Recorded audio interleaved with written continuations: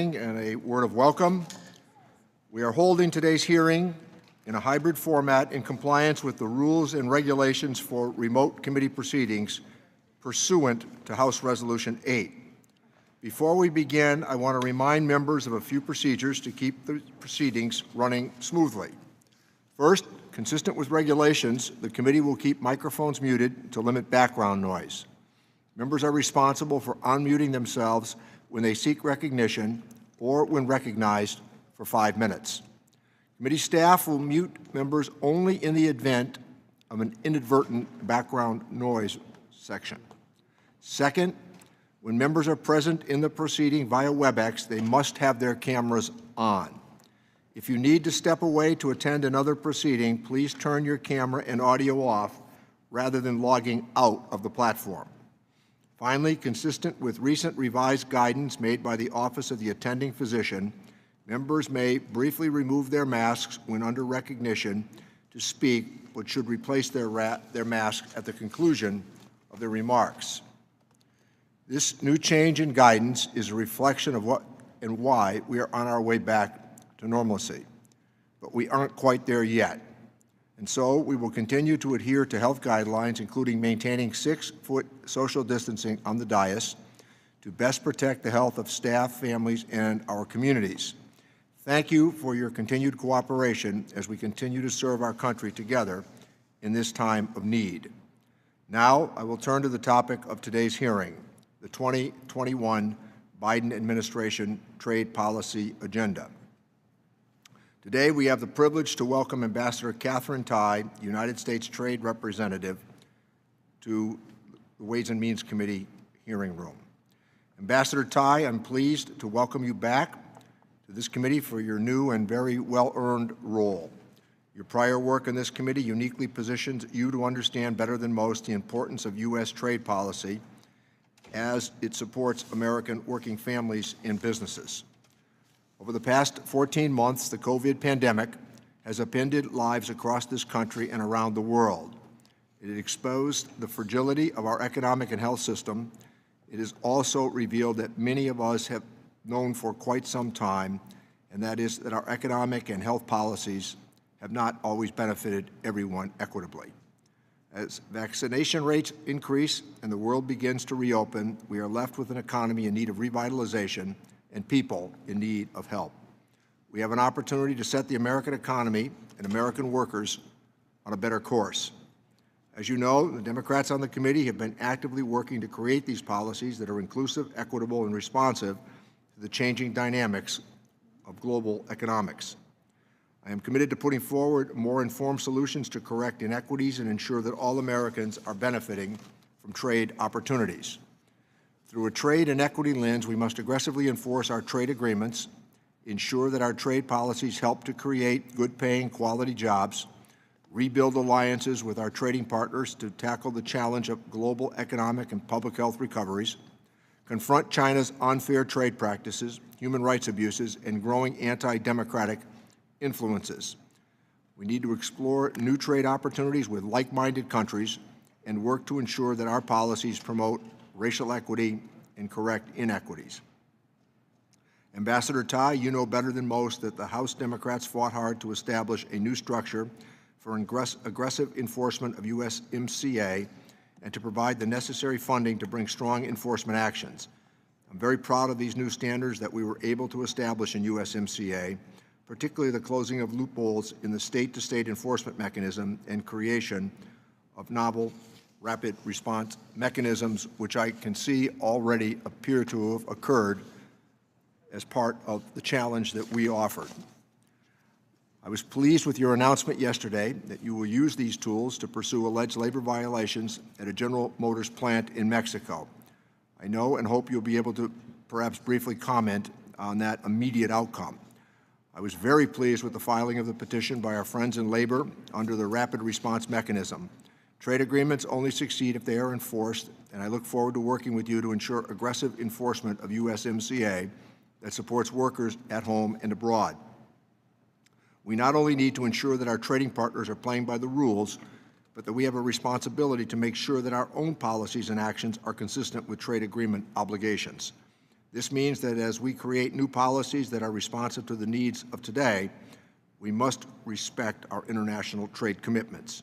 I'm convinced that we can pursue a bold, forward-looking policy that is in consistency with our international obligations.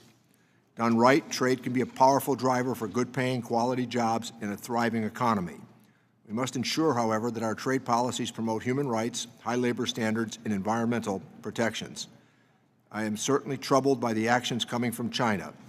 China's use of forced labor in Xinjiang, blatant steps to suppress democratic institutions and practices in Hong Kong, alarming threats of the invasion potentially of Taiwan, and pervasive unfair trading practices that will require our immediate attention. We must be unwavering in our condemnation of these actions and use every tool available to confront destructive practices. But we should not go it alone. We should work with our allies to address the challenges we face with China, as well as steps needed to address the global economic recovery. Rebuilding trust and strengthening our alliances with Europe, Asia, Africa, and our neighbors in the Americas will be a key to our success. In addition, we must take every available opportunity to urge our trading partners to join our efforts to eradicate forced labor, combat climate change, sustain institutions and practices that support open societies and fair markets. We must reassert ourselves on the world stage, including at the WTO. Multilateral institutions provide a powerful platform to address some of these global challenges. As the U.S. begins to lead again at the WTO, I urge you to seek long-standing reform of the dispute settlement system, transparency and notification obligations, special differential treatments, and subsidy disciplines. I also implore you to raise issues that have often been overlooked by the institution, namely labor, climate change, and women's economic empowerment.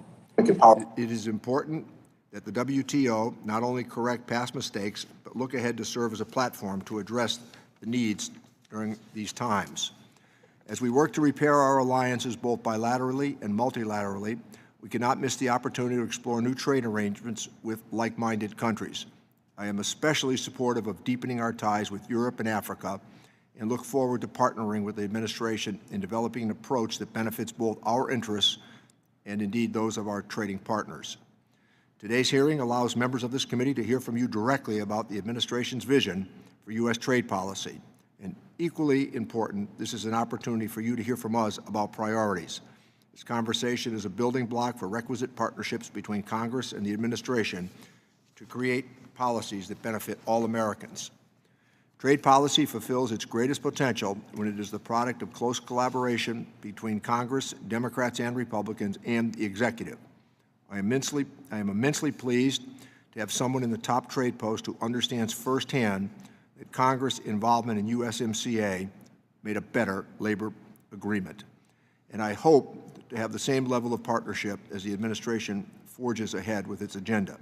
Look forward to hearing from you on how we can work together to craft a trade policy that corrects the inequities of yesterday, meets the challenges of today, and anticipates the needs of tomorrow. With that, let me recognize the ranking member, Mr. Brady, for his opening statement. Thank you, Chairman Neal.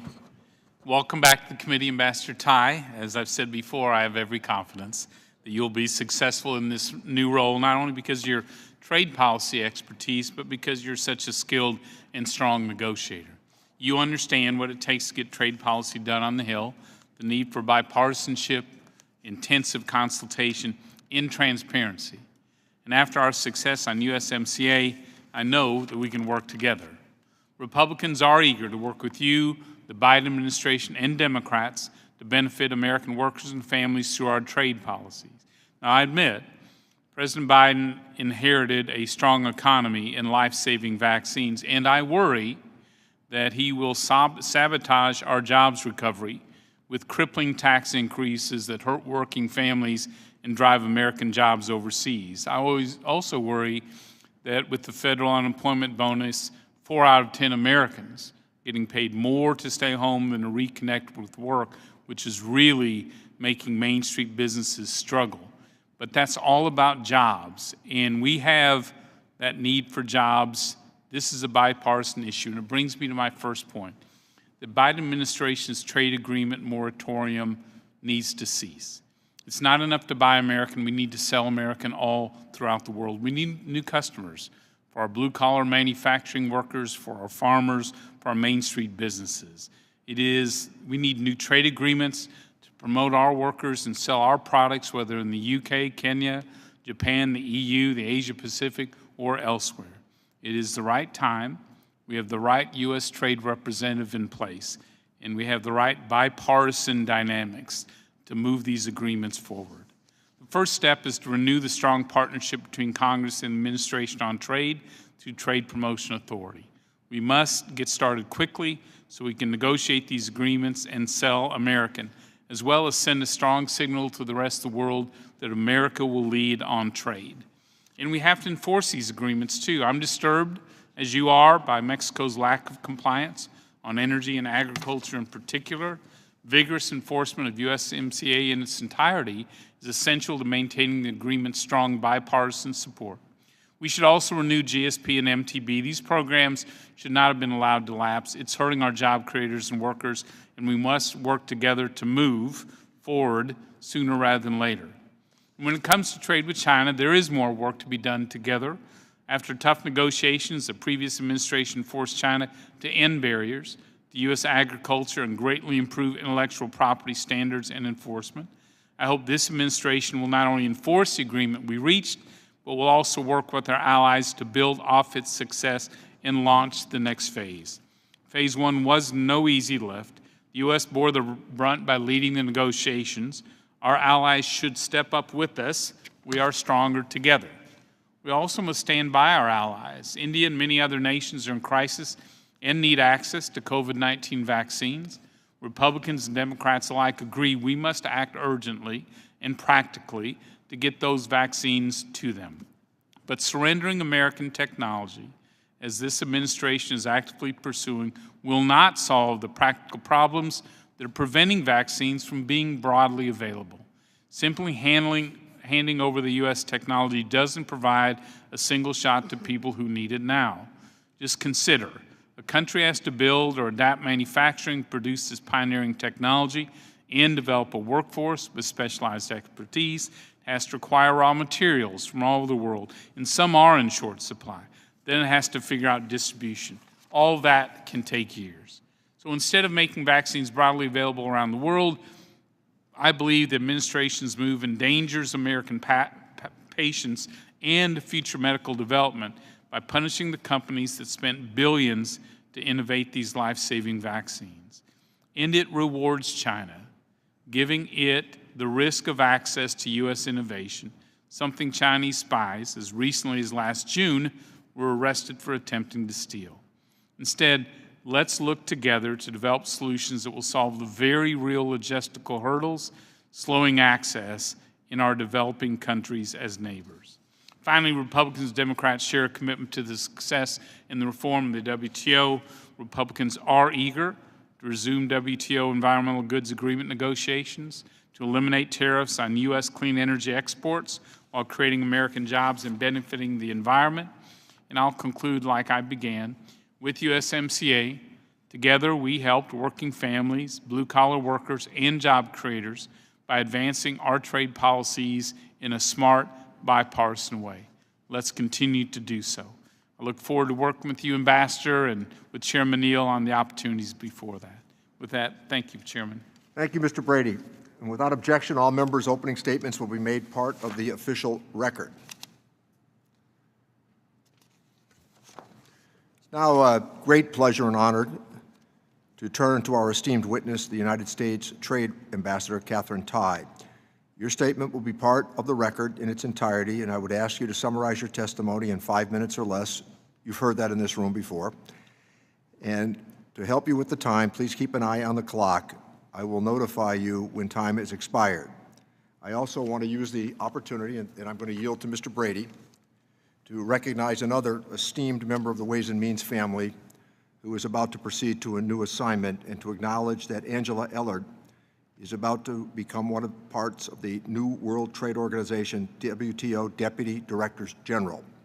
Throughout her nearly 3 decades on this Ways and Means Committee, she has skillfully negotiated trade deals and crafted our nation's trade policy, and I might say in a very pleasant way. all the while gaining a sophisticated understanding of the opportunities available and the challenges facing WTO. She has been dogged in her defense of the House institutional prerogatives, and her commitment to public service is unmatched. I wish her the very best in this new endeavor, and now let me recognize Mr. Brady. Chairman, thank you. In the trade world, there is no one quite like Angela Ellard. She's brilliant, hardworking, and devoted to getting trade right. She's been a devoted public servant for nearly 3 decades on the Ways and Means Committee, advancing the prosperity of America's workers and businesses. Through her work on 13 trade agreements, she's opened the doors for Americans to deliver goods and services worldwide, strengthening our economy and securing our leadership abroad.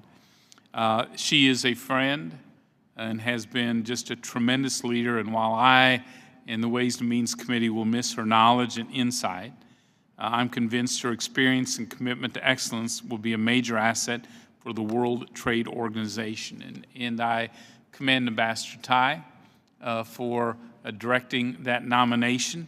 And I want to join you, Chairman, in the committee in congratulating Angela and extending our best wishes in her new role as Deputy Director General. Thank you, Mr. Brady.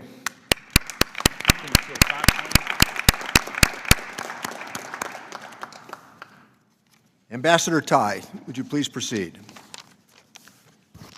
Thank you, Chairman Neal, Ranking Member Brady, members of the committee, for inviting me to testify on the President's trade agenda. It is great to be back with you. It is so good to be back in Longworth. Our worker-centric trade policy is a key part of the Biden-Harris administration's effort to build back better. We are making real strides towards ending the pandemic. There are pockets of progress and hope, but we still have a lot of work ahead. I want to thank Congress for passing the American Rescue Plan, which has helped to get shots in arms and money in the pockets of millions of Americans. The American Jobs Plan and the American Families Plan would combine to make bold investments that build a better foundation for decades of economic growth. These extraordinary times demand extraordinary leadership to defeat COVID-19.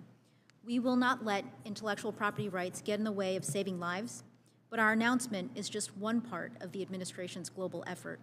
We will pursue text-based negotiations at the WTO, and I am encouraged that other countries have already announced that they will join us. We will also continue to ramp up our efforts, working with the private sector to expand vaccine manufacturing and distribution around the world. This comprehensive effort will save lives and help heal the economy. We are re-engaging the world from a position of strength. We want a fair international trading system that promotes inclusive growth and reflects America's values. The worker-centered trade policy outlined in the President's trade agenda will foster broad-based, equitable growth, increase innovation, and give workers a seat at the table. Last week, I announced our transparency principles and the appointment of our Chief Transparency Officer. And for the first time, the President's trade agenda included the goal of racial equity. Our thoughtful, sustained engagement will help us better understand how our proposed policies affect all communities, and we will consider those effects before making policy decisions. Trade policy must also help protect the environment and fight climate change. We can incentivize a race to the top and build a cleaner and brighter future with high-paying jobs. Our farmers, ranchers, fishers, and food processors will also benefit from our new approach.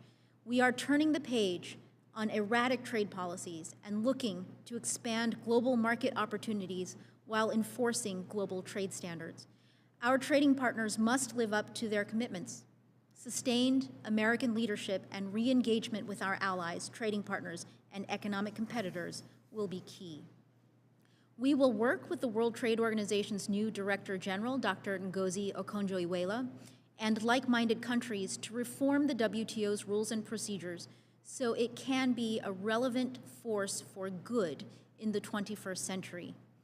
We are also working to resolve the ongoing Boeing-Airbus dispute and address the real problem of overcapacity in the steel and aluminum sectors. Solutions to both are within reach. We will not hesitate to call out China's coercive and unfair trade practices that harm American workers, undermine the multilateral system, or violate basic human rights. and we are developing a strategic approach to our trade and economic relationship. We welcome fair competition, but if China cannot or will not adapt to international rules and norms, we must level the playing field. Closer to home, we are using every tool available to make sure our existing agreements work for real people. The United States-Mexico-Canada agreement gives me confidence that this approach is worthwhile. USMCA is a starting point for future efforts in the region that explicitly acknowledge climate change, aggressively address global forced labor issues, and expand the benefits of trade to underserved communities. I will enforce the new standards, follow through on our commitments, and use the agreement to ensure that Canada and Mexico do too. This week, you've seen that we are committed to using these tools. The innovative rapid response mechanism will allow us to address longstanding labor issues in Mexico. I was proud to announce the inaugural use of this tool yesterday, and I commend the government of Mexico for stepping in when it heard about the voting irregularities earlier. I am proud to partner with Mexico to prevent a race to the bottom. As you can see, we have our work cut out for us, but I'm confident that we can walk, chew gum, and play chess at the same time. I'm proud to carry the strength and creativity of our small but mighty agency into this room today. Thank you for your time, and I look forward to your questions. Thank you, Ambassador Tai. Without objection, each member will be recognized for 5 minutes to question our witness. In this hybrid setting, we will dispense with the Gibbons rule and will go in the order of seniority, switching between majority and minority members, and I will begin by recognizing myself. Ambassador, as we work to build back better, it's important that we embrace our allies and not shrink from our alliances. We must continue to be a champion for American innovation, labor rights, and environmental protections. The European Union is one of our closest allies with whom we share a common history and democratic values. My belief is that it should be a priority as we go forward with trade negotiations. How do you intend to work with the European Union to resolve trade issues and explore opportunities for deepening our economic and trade cooperation, both bilaterally and through multilateral opportunities at WTO? Chairman Neal, I know how you feel about the potential for U.S.-EU cooperation, in particular economic cooperation.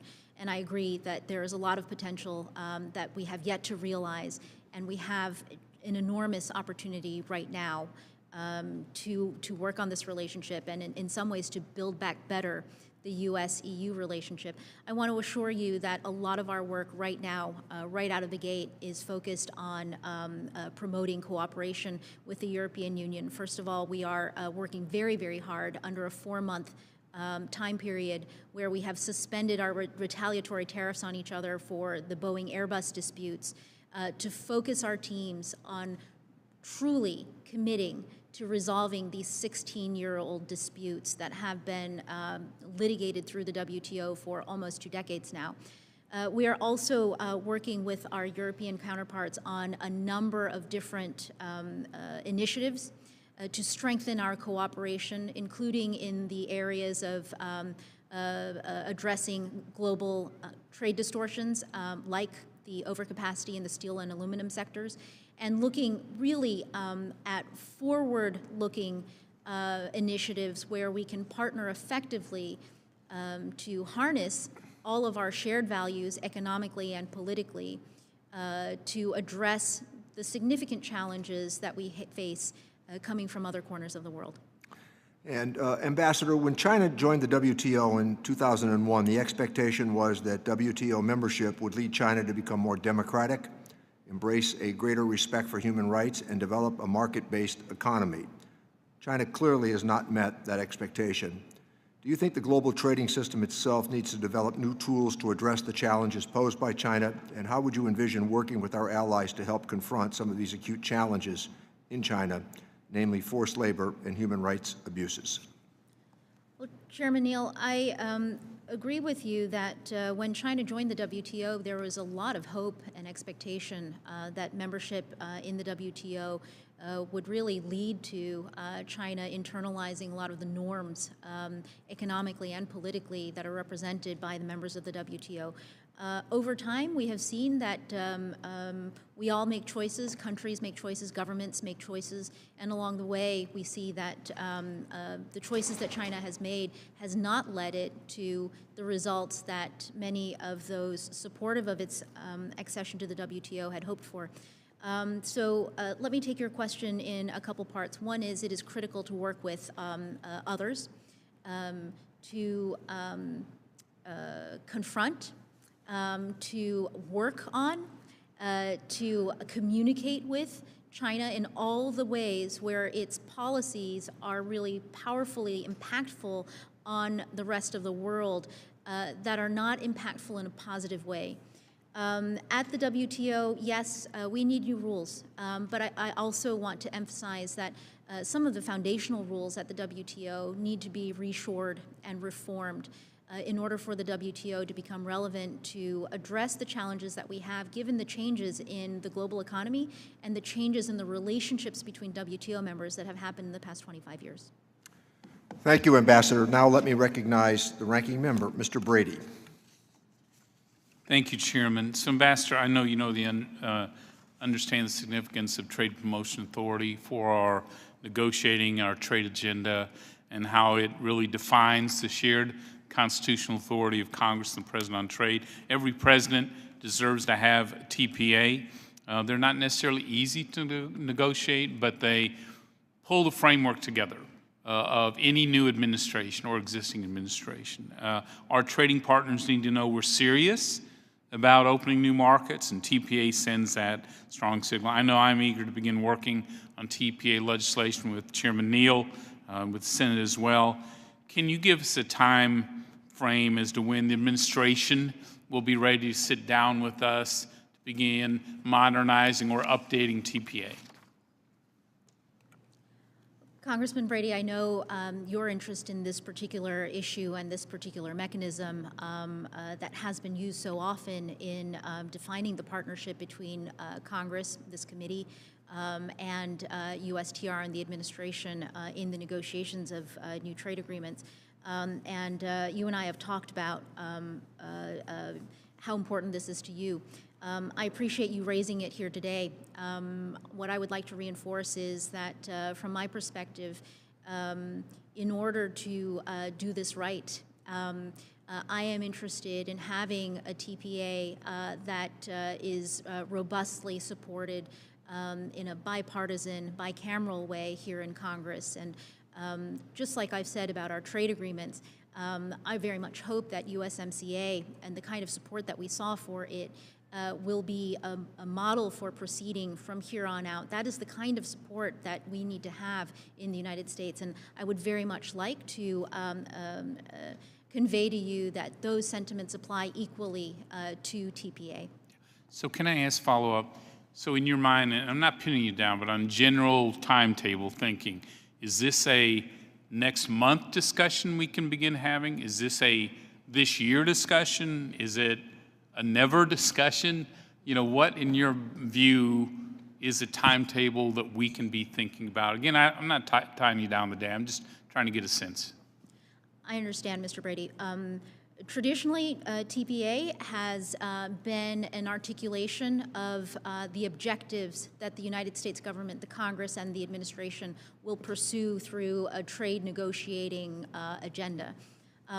In my mind, what we have an opportunity to do right now is to rethink the way TPA works, and also really to rethink the objectives that we want to be pursuing through our trade agreements. To be a little bit more specific, I think that right now, on the heels of USMCA and still struggling to get through a pandemic, from my perspective here in the administration, I think that there is an opportunity to look at TPA through the lens of Build Back Better. And that would be, I think, a very important objective to clarify from the administration side. And I would invite, in the meantime, members of Congress to think about this opportunity at this time in history in terms of what a trade agreement negotiating agenda should accomplish for the U.S. economy, but also for a global recovery. So if I say this year, Is there any chance you could just give us a big wink? Well, let me say this. Let's do the work. Let's do the thinking. Sounds good. Ambassador, I know you're well aware of my strong disagreement with the administration's support for the waiver on busting of patents on the WTO. We need to get these vaccines out. It is a real responsibility. But I think the best way to solve this is to rapidly increase the manufacturing and distribution of COVID vaccines to all our global neighbors. I think this waiver undermines those efforts, and certainly in the long term. So can I ask you just some questions that I'm thinking about? So what terms will the United States seek in this waiver? For example, the duration and the details on how it's implemented. Will the waiver be tied to manufacturing and distribution? You know, will the United States walk away from negotiations if other participants don't agree to limiting the scope to vaccines only? And then a practical question of who will conduct these sensitive negotiations for the U.S. We know there are no deputies in place. Our new WTO ambassador hasn't been nominated. How do you see that going forward? So, Congressman Brady, I've got 3 seconds, and I'm going to try to put as much in here. I wanted to engage very seriously, and I really appreciate the constructive way you've asked your question about focusing on manufacturing and distribution. I think that those are important components, but at the WTO, what we are hearing from the waiver proponents is that they feel extremely vulnerable and in not having access to vaccines and not being able to make them either. And this reminds me of the really important principle that you can give a man a fish and feed him for a day, but you can teach him to fish, and he can have a meal for a lifetime, right? And I think that one important question is looking at where there is manufacturing capacity in the world, and then seeing that there are some segments of the world that are completely, very, very much limited in being able to manufacture vaccines for themselves. So that's one thing I wanted to say. On your other questions, let me condense my answer to just say this.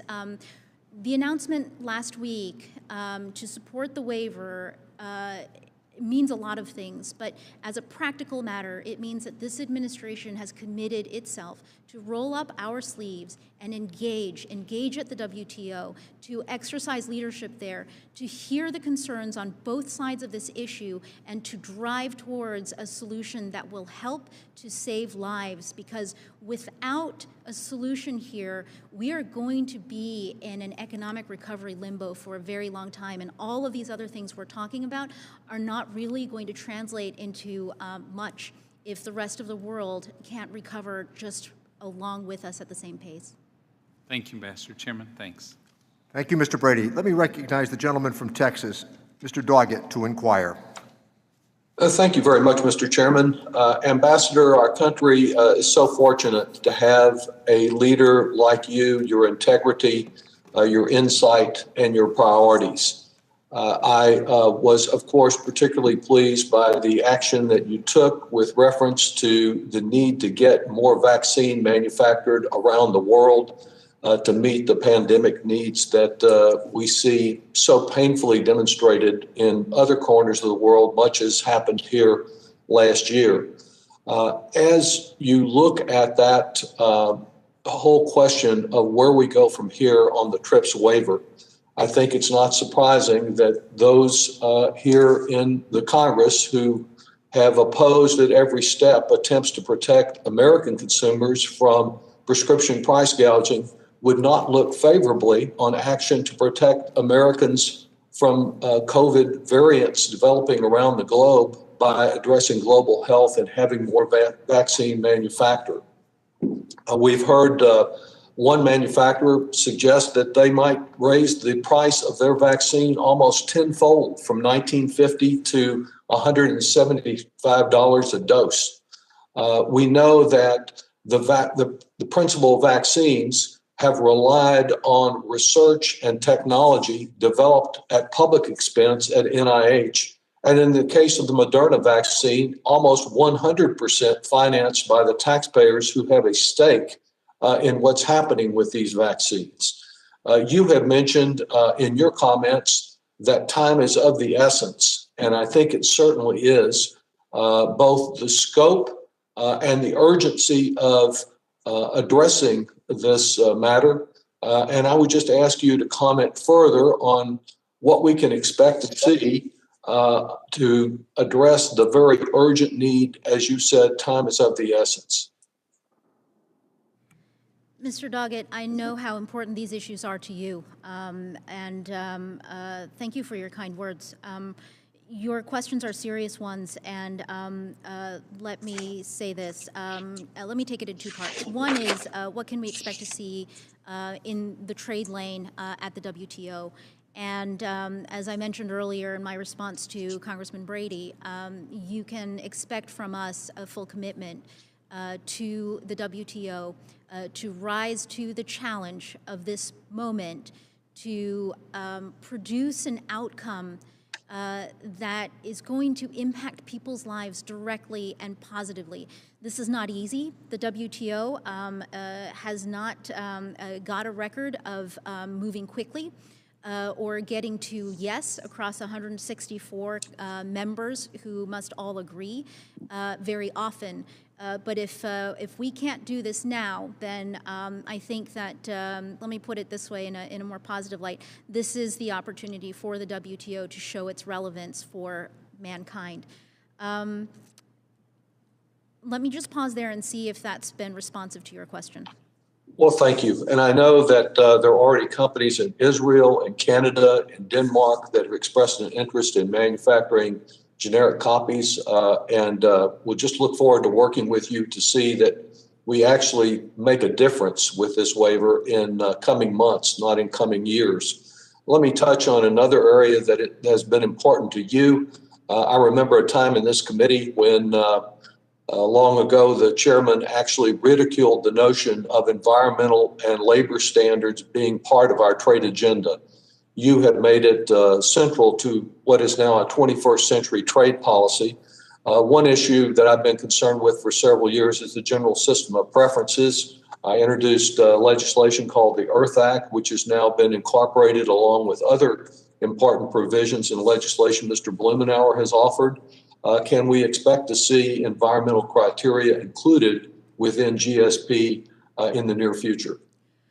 Well, Congressman Doggett, what I would say is this, GSP is a statutory program, and Congress has a lot to say about this, but from my perspective, yes, the administration is fully supportive of taking this opportunity for reauthorizing GSP in the year 2021 to update it to match all of the progress that we have made in other areas of our trade policy, and that includes incorporating environmental criterion.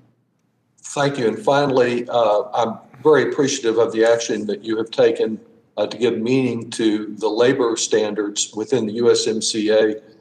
Do you anticipate being able to take the same kind of priority on the environmental standards in our trade agreements? As you know, I've been particularly concerned about the failures of Peru with regard to timber being harvested from rainforest. Yes, Mr. Doggett, the environmental standards that we have in our agreements need to be enforced. That is a priority. And I just want to say even more broadly, enforcement of our trade agreements is a commitment that we are making to our trading partners, that these agreements that have all come through Congress must mean something. Thank you. Thank you. Thank you, Mr. Let Chairman. me recognize the gentleman from California, Mr. Nunez, to inquire. Thank you, Mr. Chairman. Ambassador Tai, welcome back to the committee. Really honored to have you here, and former Ways and Means staff in your position is really great to see. So congratulations on your appointment. I want to turn to this agreement on TRIPS that many people have talked about, the trade-related aspects of intellectual property rights. It would force the American developers of COVID-19 vaccines and therapeutics to relinquish their intellectual property rights to these medicines and essentially show foreign nations how to produce these drugs themselves. Now, I understand your point about we really want these vaccines to get out, but at the same time, this is American technology that spent billions of dollars developing. And one of the concerns I have is really the only country that could quickly make these types of vaccines that could implement this would be China. I know that India and others are saying that, but it really seems like they want to steal this very new technology, especially as it relates to the Moderna and Pfizer vaccines. So did you conduct any analysis on this front of what would happen? You know, who could actually make these vaccines? Thank you, Congressman Nunes. Yes, this decision was made after a lot of deliberation, and I think we have adopted what I think is an unusual practice, at least for USTR. Starting in mid-April, I began consultations with interested parties, labor organizations, civil society, public health advocates, public health experts, both inside and outside of the government, and also the manufacturers themselves. We take policymaking extremely seriously, and so my short answer to you is yes, we are thinking through. We have really dug into the policy implications. And let me say this, in terms of our announcement of support for waiving intellectual property rights at the WTO, support for the goals of the proponents at the WTO, what we are committing to is starting a process at the WTO to find a solution at the WTO that is going to have to, through these negotiations, take into account concerns from all sides so that we can have something that is effective and practical in saving lives. So we're very proud that another one of our staff, longtime staff, Ms. Ellard, is going to be going to WTO, but WTO, hasn't really been a beacon of light and freedom. They've had tremendous issues, as you are well aware, and I know we're always trying to work and fix and make the WTO function better. But I mean, you did mention the manufacturers, and that to me is the key here. The manufacturers who develop these vaccines, they're U.S. companies, and just to turn over that intellectual property to these other nations, I mean, especially China, who we still don't have a full understanding of the origins of this virus at this time and what their involvement was.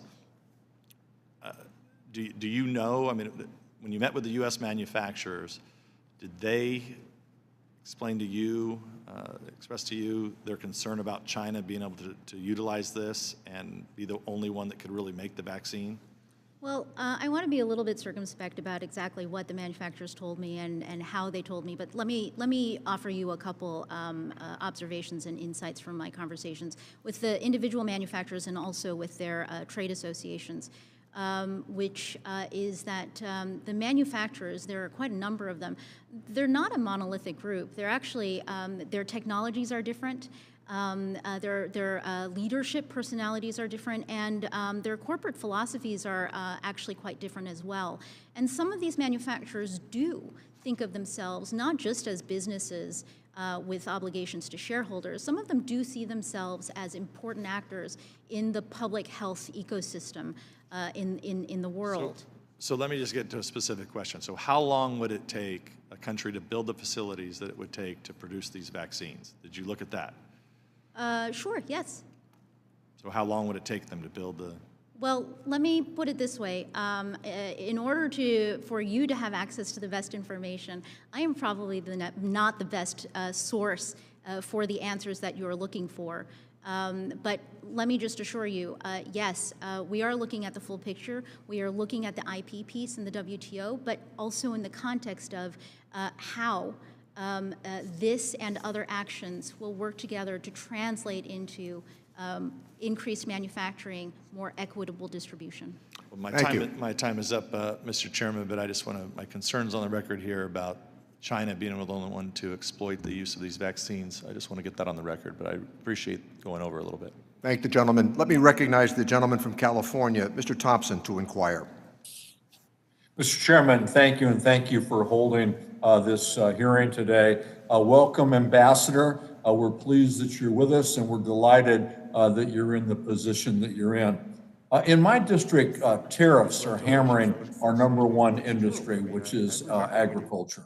The wine community in my district is being pulled into unrelated trade disputes after trade disputes, all that have nothing to do with them.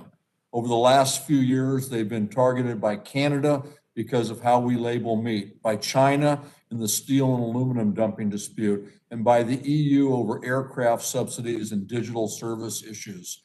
I'm hopeful that the administration can bring some relief from these existing tariff disputes and also make some forward progress for the wine community with a strong UK free trade agreement.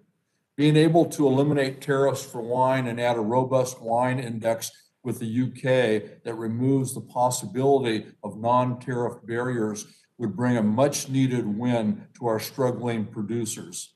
Similarly, a 0 for 0 agreement with the EU on wine would have the same positive impact for the US wine exports that I represent as it did for spirit exports. Tariff-free access for wine would fix the current tariff imbalance that disadvantages our producers. This change is actually supported by wine producers in both the US and the EU. So hopefully this is something that you can get done.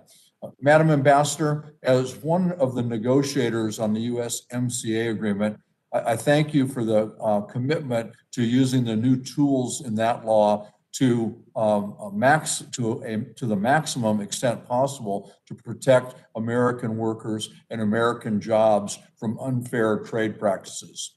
On another note, I appreciate how the pandemic has exacerbated trade issues and disrupted supply chains. This has a real life impact on my district, where we just lost thousands of homes because of the deadly fires that we experienced. The surge in lumber prices is making it harder to rebuild. This is hurting real people already reeling from these fires. One way that we can help address this is by doing away with the tariffs on Canadian softwood lumber. Supply disruptions aren't limited to lumber. I continue to hear from constituents about supply chain and tariff issues that increase costs or make it just absolutely impossible to purchase things as basic as bicycle parts, table lamps, and sporting equipment. I urge you to make sure trade policies are responsive to the realities our communities face and ensure that we're doing what we can to help bring about relief. I appreciate the challenges facing you at USTR to rebuild trade relations and to resolve the numerous trade issues that face our constituents. And I look forward to hearing your thoughts on how the administration plans to address these issues that I've raised today. Mr. Thompson, it's nice to see you. Let me take up your issues one by one. In terms of the tariffs and your urging me and USTR and this administration to really double down and work hard on resolving some of these disputes that have are being expressed right now through tariffs.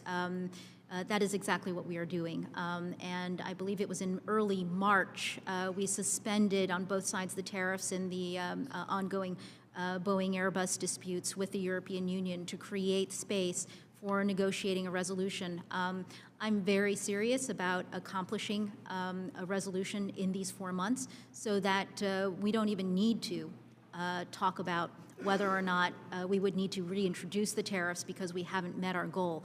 I very much am hopeful and will do everything that we can in our power to make sure that we do arrive at the goal within this 4-month period. In terms of the other disputes, you're right. I just want to say that trade enforcement, the point of trade enforcement isn't to get to the point where you can punish the other side.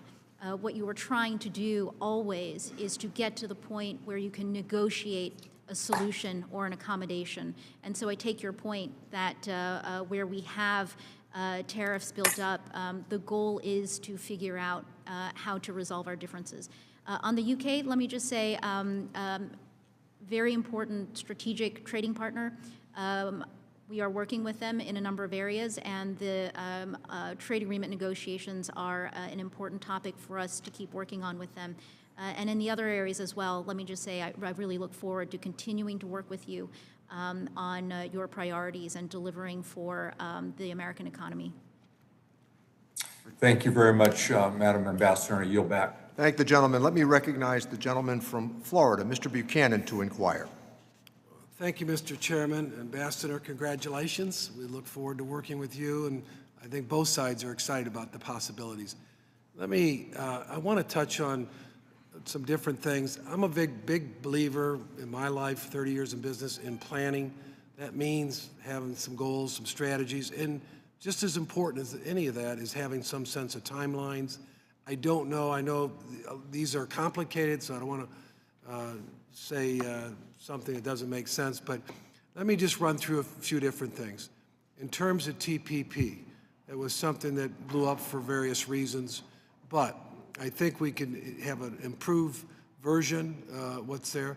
I can tell you, the past chairman, Paul Ryan, there was many of us that met with 5 or 6 countries.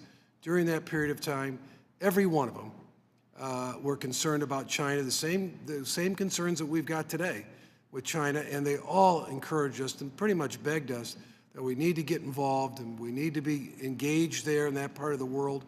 So I guess, what's your sense of TPP? Is that an opportunity? And if you can give us some sense, is that on your agenda? Because a lot of people think we're so preoccupied with the domestic agenda up here, but I would just encourage you, as you know, trade, for example, in Florida, 1 out of 5 jobs is trade-related, 90% of the market's outside the U.S. So on TPP, and then I want to run through a few of these others, too. Mr. Buchanan, let me say this. In terms of what TPP was trying to accomplish, its overall goals, which was to work with countries in the region that we have shared interests with, to become closer with them, and to together cooperate to address challenges that are coming from China. Those are basic parameters that are extremely important. Is there any sense of a timing, or are you looking at it? I know you just got in the job, but I mean, is that something we're going to get later in the year? And the reason I'm going to say this is because I'm the Republican leader on trade. I want to help you, help your agency, all of us do, to have a lot of success. But without some sense of the goals and the timeline, it's kind of hard to do that. But that's the mindset I bring to there. But Sure. Let me just move over quickly to, we can talk a little bit more about TPP in a little bit, but the idea of TTIP or EU, as the chairman mentioned, you know, that's something when the Obama administration, his team was in Europe, I had a chance to meet with them over there. They were focused on that back then. I know it's not easy, but as the chairman mentioned, we have a lot of shared values. That should be, you know, something that's a very high priority. What's your sense of your thoughts on that? I know you touched on it a little bit. Is there any sense of a time frame or any idea from that's where we're at there? In both cases, TPP and TTIP, let me just take these up together. I feel like we last had the pen on those in 2015, 2016. It's now 2021, and we've just come through a number of years that have been really impactful here, especially as it relates to trade policy. So in terms of working with countries in the Asia Pacific, working with the European Union, I am committed to figuring out how we in 2021 work together with them in a way that is relevant to the economy and the geopolitical situation we have now. I want to touch base on 2 other quick things. The UK, obviously that's something I don't know we should be engaged now in. I'm sure you are to some extent, but I think that's a real opportunity. Could you quickly comment on that? So the UK negotiations, there were 5 rounds of negotiations over the course of last year, and as you know, the original objectives for the negotiations came up in late 2018, I think. In that time, the UK has finalized some of the terms of its exit from the EU. I think that it really is incumbent on us here at the beginning of the administration to look really holistically at the objectives, at where we are now economically, where the UK is in its transition out of the EU. Ambassador, I got one more question. I want to be thoughtful is the bottom line. Yeah, and I want to visit with you on it more. I want to, Kenya, I think there's a lot of bipartisan support. I can tell you there's almost 1 billion people in Africa today, as you know. And China is very active and engaged all over the continent. And I just think it's something we need to clearly look at. Should be a little easier, but none of them are easy. But I think that's something that my sense, because we've had some meetings and you were probably at them, but that people were pretty open-minded to trying to do something more active on the continent because, again, China is very active and engaged. I've been to 15 countries there, or 10 countries, or whatever it is, a lot of countries, and pretty much every country they're building roads and they're building government buildings and all this other things. So I think that's one that we need to stay focused on as well. But I look forward to working with you. Thank you, and we'll see you shortly. Thank the gentleman. Let me recognize the gentleman from Connecticut, Mr. Larson, to inquire. Thank you, Mr. Chairman, and welcome, Ambassador. And may I associate myself with the remarks of Chairman Neal and virtually everyone on both sides of the aisle, and recognizing your accomplishments, Ambassador, and also our great faith in your ability. I just have two questions for you, and I met recently with MD Rahman from Manchester, Connecticut, who is a great story in and of himself, immigrated here from Bangladesh, and he recently set up a vaccine clinic in Manchester on Delmont Street that is a model of how to get vaccines out in a community. And I visited with those people who made a direct plea. And that's why I think your participation and this waiver to make sure that those citizens of Bangladesh and India, certainly both capable and needy, can get the vaccinations. This is a global pandemic, and I think your actions are both appropriate and necessary, and commend you, and hoping you could comment on how you see things working out from that perspective. And also, we couldn't be prouder of the fact of your position with regard to the Paris Accords. And I was wondering if you could provide a current state of integration of the Paris Accords with USMCA, and how Congress could help to support that. So two questions as they relate to India and Bangladesh, and vaccine relief, and then the integration of Paris Accord into the USMCA.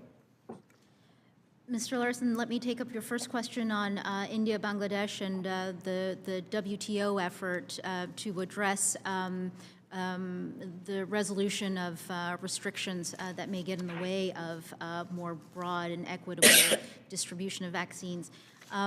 In terms of what next and what our plan is to engage in good faith and to bring the sides together. The proponents in terms of what they need and what they've expressed as their goals, which we support, and also those who have not come in yet or have not sat down at the table yet, to encourage them to roll up their sleeves and join us at the table to make the WTO relevant and to help save lives. On your second question on the Paris Accords, I just wanted to say I will be seeing actually both of my counterparts from Canada and Mexico next week at the convening of the Free Trade Commission under the USMCA. This is something that has to happen every year as the ministers come together to review the health, if you will. It's a yearly checkup for the agreement. And I would be very pleased to continue to raise this particular issue that you've brought up with both of my counterparts. What message of hope would you bring back to people who have relatives in India and Bangladesh? How hopeful are you of these vaccines getting out in a timely basis where they're desperately needed in those countries? I am extremely motivated. I could not be more motivated, and I am working in an administration of people who are not just motivated, but incredibly talented and very, very good at their jobs. It's been a tough couple years for everybody in the world. I just want to say, let's all have hope If we are positive and we are committed, humanity really can accomplish anything. Thank you so much, Ambassador, and I yield back my time. I thank the gentleman. Let me recognize the gentleman from Nebraska, Mr. Smith, to inquire. Thank you, Mr. Chairman. Certainly thank you, Ambassador Tai, and congratulations again.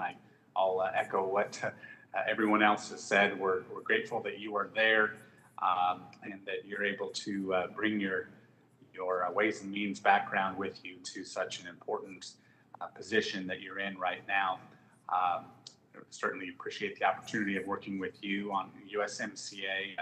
I think it's so important with USMCA being probably the most bipartisan trade agreement, certainly in modern history. I think that the momentum that created with other trade opportunities, I'm sure you see that as an opportunity moving forward as we're looking at China, Japan, UK, Kenya, so many things. So that's why I'm hoping that Trade Promotion Authority can be extended here as it is about to expire at the end of June. We're already in a time period now where it's, even without expiring, it does pose some challenges.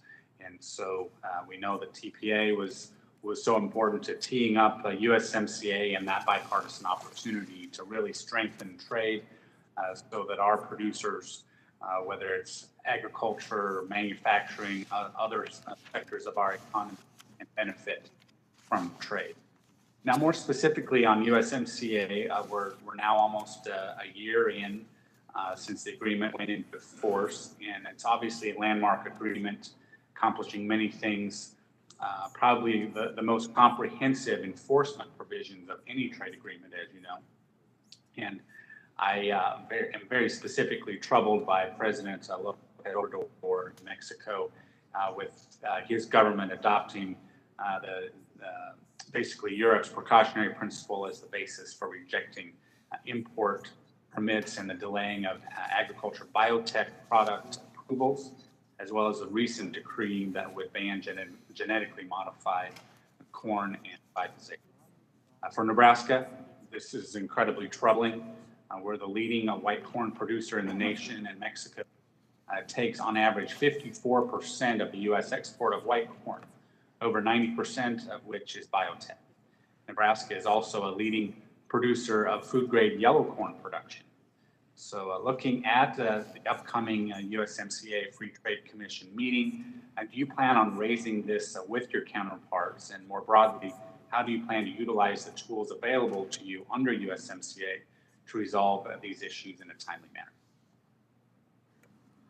Mr. Smith, it's great to see you. I visited with Iowa corn growers in the last week or so and was really helped by them sharing their insights directly. I really appreciate you sharing the specifics in terms of Nebraska corn as well.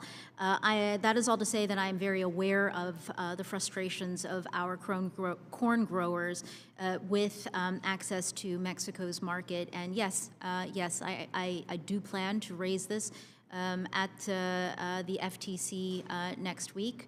And we'll continue to work this issue along with all of the other issues that we need to work with Mexico and Canada to make progress for our farmers, ranchers, workers, just for our regular Americans who work so hard for their livelihoods. Thank you. And if you would, please keep me and my office apprised of what you're able to accomplish there. So I just can't express enough how important it is that we move forward with these opportunities that I see for expanding trade. I do want to express my concern about waiving the IP issues surrounding pharmaceutical products. Some has already been mentioned, and you've responded accordingly.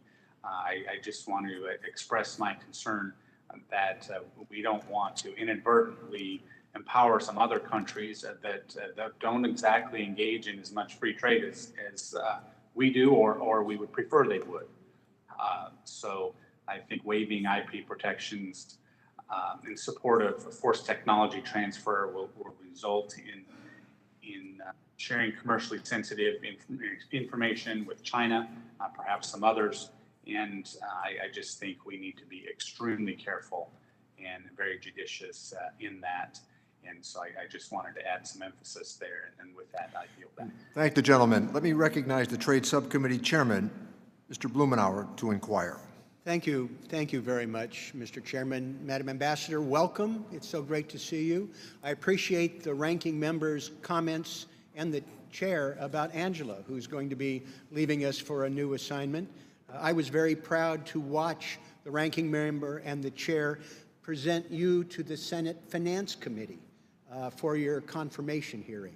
I mean, it's an example of how trade done right, I think, can actually bring us together rather than unnecessarily divide us. And you've been masterful in terms of helping this committee chart that path.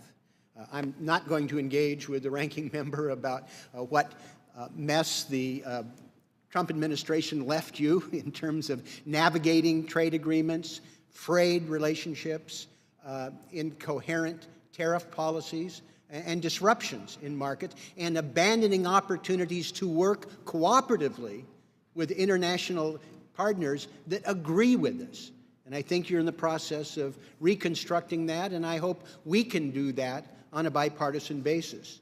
I strongly disagree with the notion that somehow being able to deal with the TRIPS waiver is somehow abandoning these sensitive IP issues to the Chinese. The Chinese obsession of the previous administration prevented us from acting quickly and resulted, I'm convinced, in tens of thousands, maybe of hundreds of thousands of lives being lost. Your very careful, modulated answer of how you're going to approach that in a partnership with industry, with other countries, in the WTO framework, I think is exactly how we'll be able to work moving this forward. Mr. Chairman, if you have no objection, I'd like to enter into the record a letter with over 100 members of Congress supporting this process. So ordered. Thank you very much, Mr. Chairman. And I must, of course, identify with my friend from California's strong defense of, in particular, the wine industry. We feel it here. But being able to sort through, I appreciate being able to use this 4-month window to be able to have a thoughtful approach, to be able to unwind some of this, not have collateral damage at a time when we want to strengthen our economy and strengthen our markets. But I guess I would just want to focus for a moment in an area that I know is of deep concern to you in terms of how we're going to be able to pull the pieces together dealing with the challenges that we have with China. I hope that, unlike the prior administration, we're not going to interfere with agricultural markets. We're not going to have this disruption in exchange for a purchase order, which may or may not be fulfilled, when we'd rather have people trading and engaging and pushing back on issues of forced labor, of inappropriate state subsidy, the overproduction in certain metals area that is creating this problem that you're, again, trying to unwind with the tariff policy. Would you like to comment for a moment on your thoughts about going forward, dealing with China intellectual property and the trade disruptions that we've had in the course of the last 4 years? Absolutely. Thank you, Mr. Blumenauer. In terms of the China challenge, I think that this is probably one of the most consequential, if not the most consequential issue that we have to confront as we are looking at the future of the U.S. economy in the global marketplace. The China challenge is large. China moves fast. China has a very clear vision of where it wants to go. We need to match the competition that we are getting from China by having a clear vision about what kind of economy we want to have, what kind of strengths we have that we are going to build on, what kind of strengths we have that we still need to build on, and how we are going to relate to China First, if China can make changes. Second, if China cannot make changes. On the question that you've asked, regarding forced labor and the anti-competitive practices from China, whether it's subsidies or other types of practices that really create a global market domination that drives out competition in economies like ours. What I would say is this, that the U.S.-China Trade and Economic Agreement, this Phase 1 agreement that we have, is the agreement that we have right now, and it does have certain mechanisms that we will need to test out. But in terms of building out where we need to be with respect to China, I am looking forward to working with you, the members of this committee, in the Senate, and across the administration on how we best position the U.S. economy to be strong, to run fast, and to really come out ahead after we come out of this pandemic and into the future.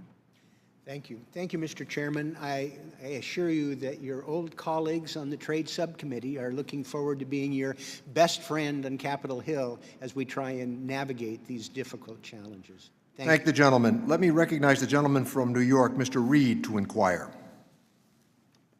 Thank you, Mr. Chairman, and I join with my colleagues, Madam Ambassador, and wish you well, and I know you're going to be successful in working together.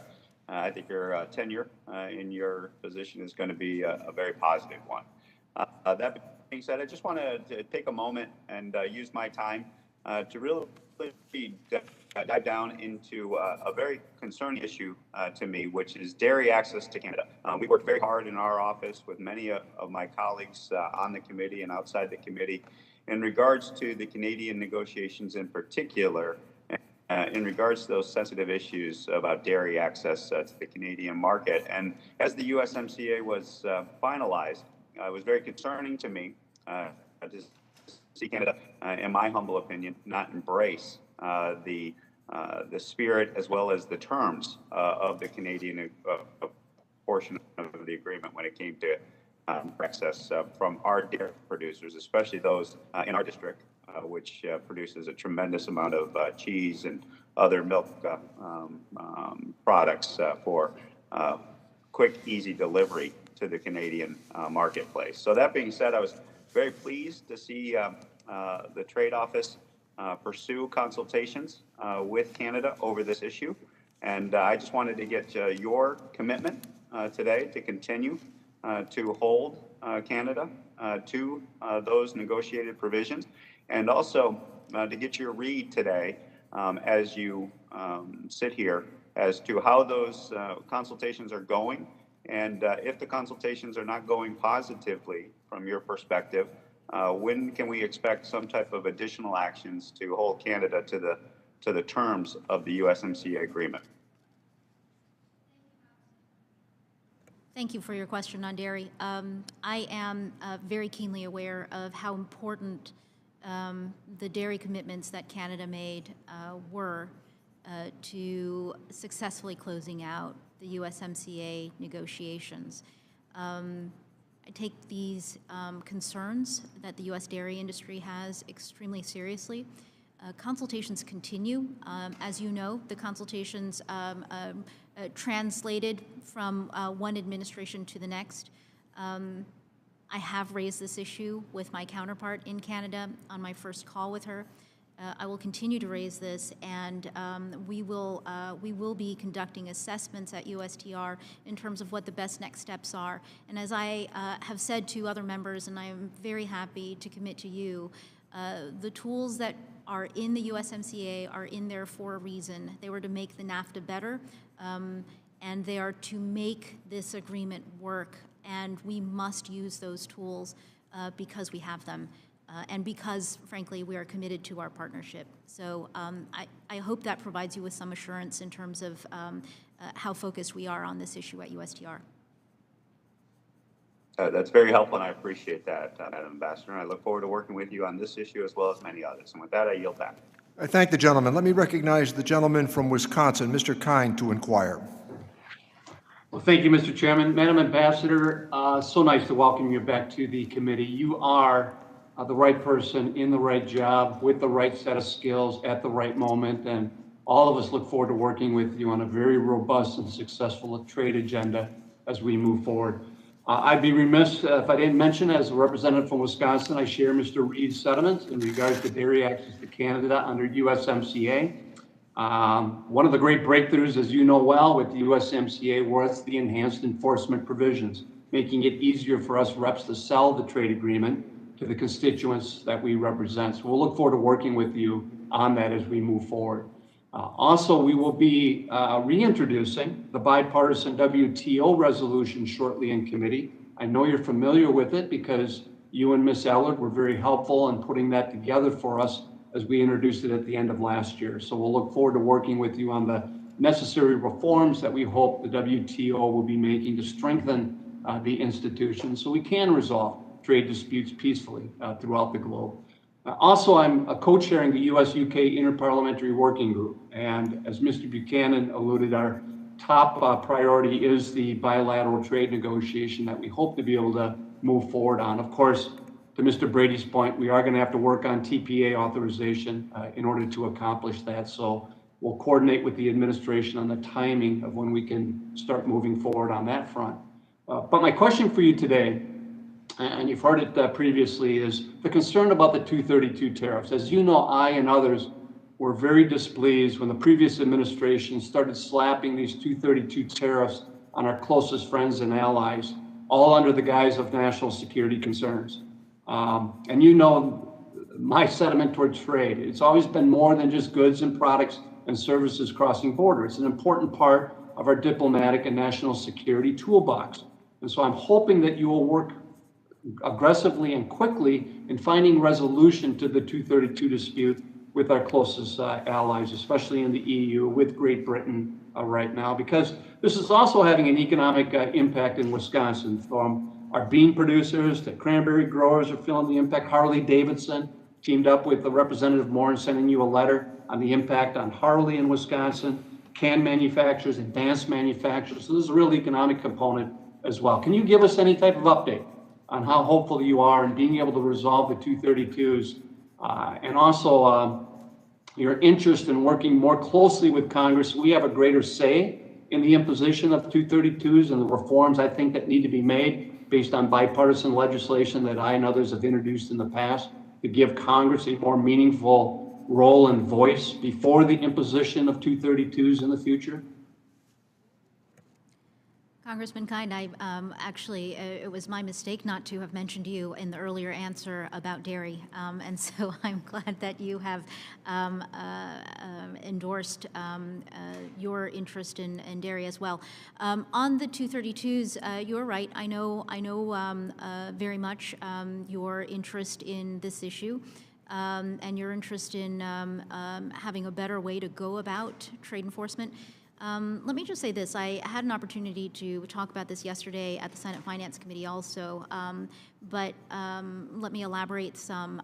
The 232 tariffs do come up on almost all of my calls with my foreign counterparts, and so their concerns, they reinforce with me directly.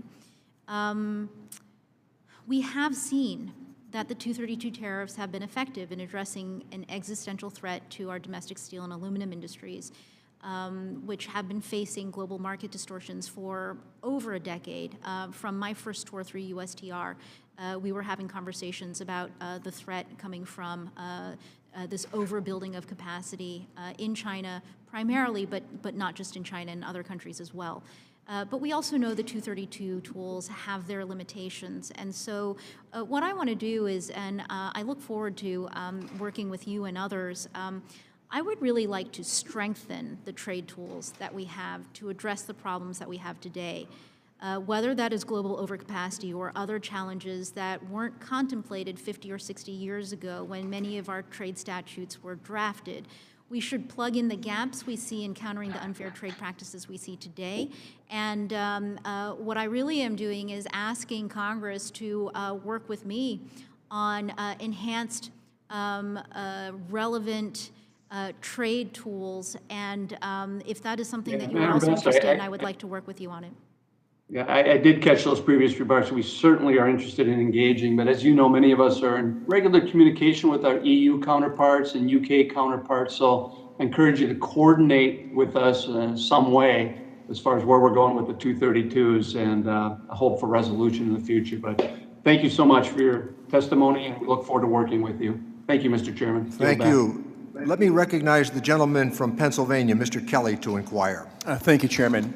And Ambassador Tai, everybody's congratulating you. I want to thank you for taking this part of your life to actually come and do what you're doing right now, because it's one of those things that trade is, it's truly, all of us are interested in it, but sometimes we get into this, we get wrapped around the axle on the political end of these things as opposed to true policy. I'm an America First person just because I'm an American. I find it interesting that sometimes we have a blind eye to what's been taking place in the world as we've continued to lose market share year after year, decade after decade, and lose our ability. In the area that I come from, people talk about steel. They talk about Pittsburgh. They talk about the Steelers, and everything's about steel. Steel is incredibly important to us. Ag is the #1 business in Pennsylvania, especially hardwoods.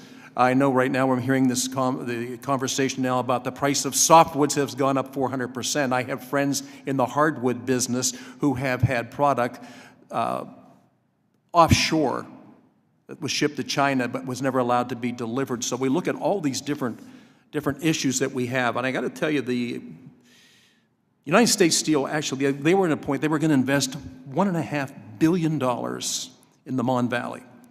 They've gone away from that investment right now because it doesn't look like it makes sense to invest now because there'd be no return on that investment. The only thing, and people have been telling you about their pet concerns, and listen, there's not one concern that any of us should not share for any part of the marketplace.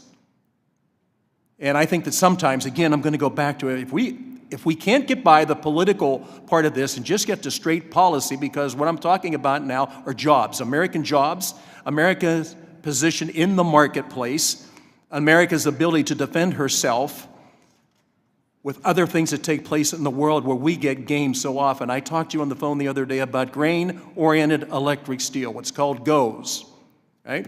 This is the product that goes inside transformers that help us move electricity around the country. The last producer of grain-oriented electric steel in the United States is a half a mile from the dealership that I've been in all my life, the automobile dealership. Those are 1,400 jobs. More importantly, it is a national security problem when in the future, the United States, if they do not have the ability to produce their own products and rely on a foreign source, as we have seen happen during this pandemic, it's like, it's time to take off the dunce cap and understand why this happened. So I am going to be relying on you. I have no request from you today other than to thank you for what you're doing. And I would hope that all of us come together with the idea that the market share we lost, and a lot of it is because of our own policies where we have made it impossible for our manufacturers to compete globally by domestic policy. That is really hard to understand. I've watched it happen in the automobile industry, and it goes back to decisions that were made by people who were in a position to make decisions but didn't have an idea of what the outcome of those decisions would be. America cannot afford to lose any more market share globally. So I am with you on everything, and also my colleagues, when it comes to protecting American jobs, American manufacturing, America's position in the world. That is my #1 concern. It has nothing to do with red or blue, Republican or Democrat. It is a red, white, and blue initiative that I'm glad we're going to have an opportunity to work with you on. So I thank you for your service. I thank you for your commitment. And you could be doing a lot of other things. And I've told Angela many times, why do you stay here? You could make so much more money going into the private sector. And it's because of love of country. So I would hope that this panel and everybody else that serves in this Congress would understand that our love of America should far outweigh any type of a political difference we have. Policy for the USA is the policy that we all should be working on. I thank you for your service, and Chairman, I yield back. I thank the gentleman. Let me recognize the gentleman from New Jersey, Mr. Pascrell, to inquire. Thank you, Mr. Chairman. I want to associate myself with the words of Mr. Kelly. I think it makes sense. I guess it doesn't belong here if it makes sense. It makes sense to me. And I want to welcome the ambassador back. We're proud of you, and you are missed already. It's no secret to you that my focus continues to be the new NAFTA. The deal was supposed to break government-connected protection unions. I mean, I read the words of the debates, and you don't have to become any kind of a wizard, which I'm not, to understand that that was a major focus of many of our remarks. And their crooked corporate connections, because they've escaped from these discussions over the past 10 years.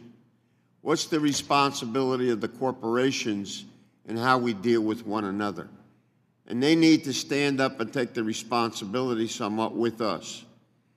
And I hope during your tenure that you will not be a mouthpiece for any administration, but give us your independent thoughts, but they've been pretty good in the past. I'll rely on those.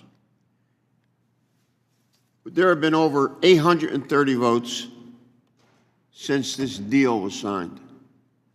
Only 2 protection unions have been overturned. 2 in 1 year. That is less than 1/2 of 1%. There are continued reports of intimidation, of harassment, retaliation. In fact, we know that in one of the unions, the attorney was not only fired, but harassed, et cetera, et cetera. And I predict that that's going to be a very fundamental issue, whether it goes to trial or not. I think it's fundamental. Workers lawfully seek independent representation in Mexico. Then we find out a lot of these companies are owned by folks in Canada. Thank you for following our lead to denounce the loathsome labor rights violations at General Motors, the plant in Cielo, Mexico, and the labor community's case against Tridonex on Monday ratchets up the pressure. Thank you for your thoughts and your words. The last administration couldn't be bothered to do the bare minimum for workers. No evidence of that whatsoever. You were influential in dragging them, kicking and screaming to support real enforcement. Spent a lot of time discussing that. So I believe workers are in good hands with you at the helm. If you can't secure a victory for workers, I don't know who could. And I got along very well, and we all did, with Mr. Lighthouser. I thought he did a pretty good job entering us into the real gut actions and talking about protecting workers, both in Mexico, Canada, and the United States. And I think Mr. Kelly should think about, and we should discuss together, what trade has to do with exporting jobs from the United States to other countries. We're afraid to talk about that, because as soon as we talk about that, we're talking about corporate responsibility. We don't want to talk, we don't want to touch it. Democrats and Republicans, not just Republicans. In your upcoming meeting with your Canadian and Mexican counterparts, will you commit to raising these 2 labor cases? Yes, sir. Will you push your Mexican counterparts to improve the legitimation of protocols as outlined in the December Independent Mexico Labor Expert Board report? I plan to do that, yes. I believe strongly our trade policies must address the threat of climate change. On January the 19th, 122 House members joined me in calling on the Biden administration to work with Canada and Mexico to include the Paris Agreement in the renegotiated NAFTA. In your upcoming meeting with Canada and Mexico, will you raise the prospect of amending the list of multilateral environmental agreements covered by the renegotiated NAFTA to include the Paris Agreement? Mr. Pascrell, I think that would be a great opportunity to do so. Thank you, and I appreciate your answers. And, Mr. Chairman, I yield back. Thank you. I thank the gentleman. Let me recognize the gentleman from Missouri, Mr. Smith, to inquire.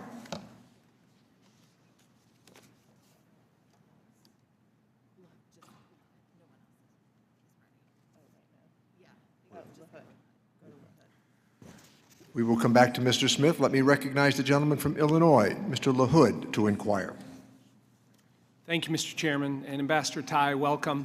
Congratulations on your new position. And I think it speaks volumes about you and your prior work that you were, I think, confirmed by the Senate 98-0 and had Mr. Brady and Chairman Neal there to introduce you. So look forward to continuing to work with you. I want to talk a little bit about China. If I understand your testimony correct, there are a number of different top to bottom reviews as it relates to China. If I understand it, DOD has a review going on, there's a supply chain review going on, and if I understand your testimony, USTR is doing a review of that. So I wanted to see how those three are coordinated together, and then if you can elaborate a little bit on what's your sense of that review, what it'll entail, what are the metrics that you're going to use to analyze the policy, and the time frame for completion? Mr. LaHood, thank you.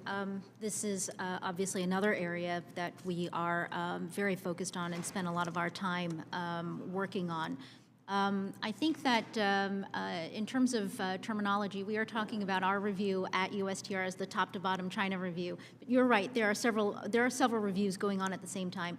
Let me distinguish the one that we are undertaking just by saying that this is to look at the U.S.-China trade and economic relationship through the lens of USTR.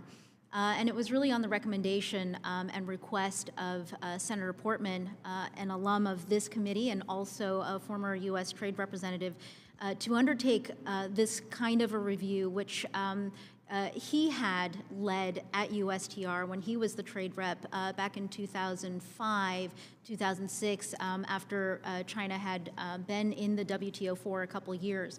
I think that this is a really important opportunity for us to undertake a comprehensive review of the U.S.-China trade and economic relationship as it is today, with reference to the last review that was conducted 16 years ago, and to look at all the components of the U.S.-China trade policy, including the Phase 1 agreement, including the tariffs, including the exclusions, and really have this opportunity to strategically think through what are the components going to be of an effective strategy? What in what we have right now is effective? What could be more effective?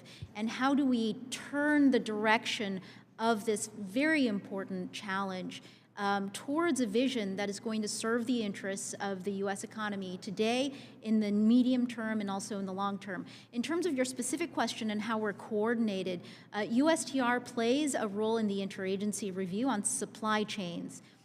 That is primarily driven by a number of other agencies, but clearly USTR equities and insights and experience are a critical part of that review, and so we participate very robustly in bringing our expertise to that conversation. On DOD's review, that is DOD's review, but we do have opportunities, regular opportunities for our teams to be connecting, to apprise each other of updates and direction, so that we're not doing this left hand, right hand, left leg, right leg, that we're really taking the opportunity to look at this in a comprehensive way, because that's the opportunity we have right now to try to get this right. Thank you for that. Back when Secretary Yellen was going through her confirmation, she described China as engaging in abusive, unfair, and illegal practices when it comes to the economy. Do you agree with that? Yes. And she also described horrendous human rights abuses by the Chinese. You agree with that? Yes. In terms of the full array of tools that we have when it comes to China, tariffs, sanctions, what are those other tools that are in the toolbox that you'll be looking at? Well, another important tool that we have is that forced labor import ban that I know members of this committee have been very engaged in trying to strengthen with respect to goods made through forced labor coming into the United States. In terms of other tools, let me say this, and this will reference a bit Mr. Kelly's intervention, which is in terms of anti-competitive practices that have really hurt the U.S. economy, jobs, our manufacturing capacity, our competitiveness. We have seen the harm that has played out over the last 15, 20 years, maybe even longer. What we also know is that these patterns are going to keep playing themselves out. So steel and GOES are an example.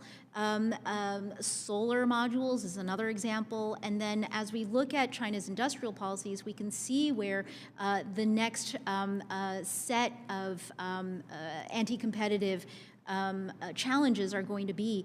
I think we need tools that are not just about responding to harms that we have experienced in the past, but tools that are going to anticipate where we're going to have the same pattern of harm to allow us to get ahead of the harm and allow us to respond as effectively as possible. Mr. Chairman, can I ask one quick follow-up question? In terms of those array of tools, should the boycotting in the Olympics be one of those tools? So on that, I'm not sure. I haven't been thinking about that tool as strictly in the trade and economic policy lane. I think that there's a lot more involved there. I know we've talked about this earlier as well, and it's an area where I know the State Department leads, and it's something that I will raise with Secretary Blinken when I do speak to him next. Thank you. Thank the gentleman. Let me recognize the gentleman from Illinois, Mr. Davis, to inquire. Thank you, Mr. Chairman, and congratulations, Ambassador. And I first of all want to commend you and the administration for the considerations that you've given to the waiver dealing with intellectual property, especially as we view the pandemic as a global pandemic, and the fact that our country can be helpful to other nations. I find that to be quite commendable. I was pleased to see the administration announce the COVID-related list of exclusions earlier this year. As schools and businesses reopen, it seems more important than ever that some additional products be added to the list. I represent a company that designs and manufactures portable air purification systems. The CDC and the EPA have highlighted the importance of air purifiers in combating COVID indoors, including for schools as they reopen. However, these products are still subject to a 25% tariff. And I guess my question becomes, what additional procedural steps will the administration take to have as much transparency and fairness, whatever we describe fairness in the end to be, in the exclusion process?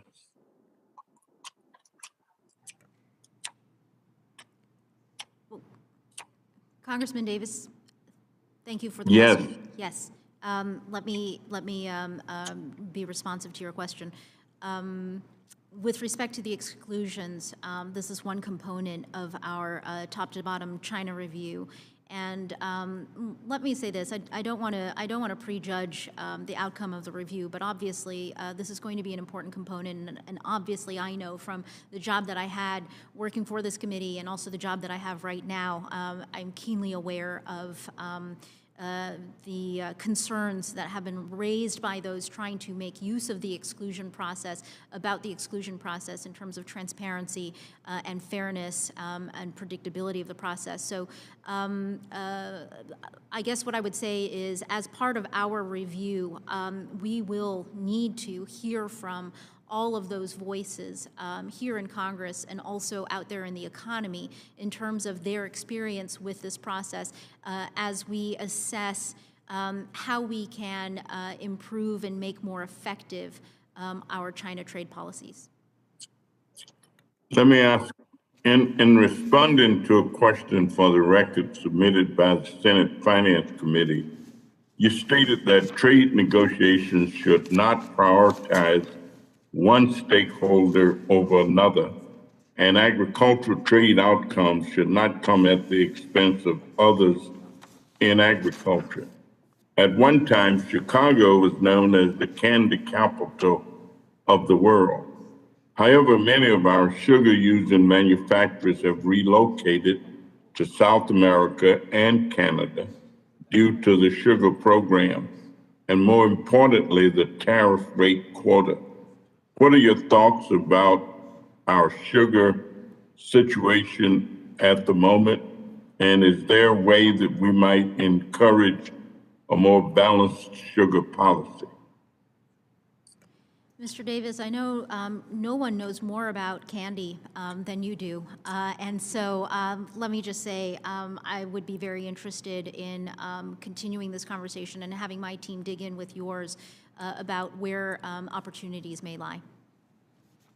Thank you so much, and thank you, Mr. Chairman. I have 5 questions I'll submit for the record, and I yield back. So ordered, and let me recognize the gentleman from Arizona, Mr. Schweikert, to inquire.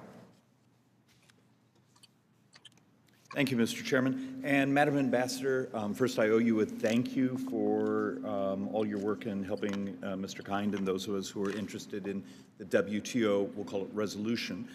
But this becomes one of those moments now that you're behind that dais. If you were redrafting it again today, would you draft it differently? Well, that's a great question, Mr. Schweikert, and I could probably write you an essay about this, but I know we've just got a little time, so let me say this. We can't go back in time, but today where we are in 2021, yes, I think that the fundamentals of the WTO itself needs reform and needs to reflect the realities of today. And I rarely get anyone who says that was a good question, so now I'm all giddy. But for many of us here, Representative Kind and his staff, we've had this running conversation. It's both the adjudicatory body, as I mispronounce it, but for many of us, and particularly, it's speed. I actually truly believe in the coming decade, the disputes are going to be on things from synthetic biology to things that are truly cutting edge but very disruptive to the economy. But speed will be crucial, and you can't have a decade of the games going back and forth, and by the time you actually come to a decision, the economics of the dispute are gone. What can we do? We're joyed to going to have a friend there in the body with your understanding of our concerns. What can we as members of Congress do to help the argument that the reforms of the WTO also have to be about the timelines? These timelines can't be a decade anymore. Congressman, I think that the number one thing that you can do is what you are doing right now, which is to be deeply engaged. It matters so much for U.S. leadership and U.S. participation at the WTO, for the WTO and its members to know that the United States cares, that it's not just USTR, it's not just the executive, but that U.S. participation and leadership is backed up by congressional interest and congressional requirements. With respect to the dispute settlement system, I hear you on speed. I mean, the large civil aircraft cases, Boeing, Airbus, that we've had were first launched in the mid-2000s. That is part of what is motivating me in really putting the nose to the grindstone with the European Union to try to resolve these cases now. It's in part to show that all of this time has led to something, that this hasn't been just a colossal waste of time. I think that there are other aspects to dispute settlement that we really need to think about, and we really need to think holistically about dispute settlement, not just as one part of the WTO, but one key component that is important for itself, but that also directly impacts the other part, which is the negotiating function. As strong as the dispute settlement system has become, it has taken a long time. It has become very active. We have also seen an atrophying of the negotiating function. These two things are connected. But is there a way, I mean, there's some articles out there that talk about everything from a quick ruling, an escrow, then continued dispute, something it forces more pressure, more value for actually the negotiations to come to a close. And do we need to produce some mechanism that creates almost a leverage that you will negotiate in good faith to a final decision, instead of the game that appears to be going on now, where make it take forever, and at that point, what if it's an IP type case or those things, the value of it has already faded away. I like the way you're thinking about it, and I would really like to continue to work with you and others on this committee on some of these ideas. You're very kind. Thank you, Mr. Chairman. Thank the gentleman. Let me recognize a gentlelady from California, Ms. Sanchez, to inquire.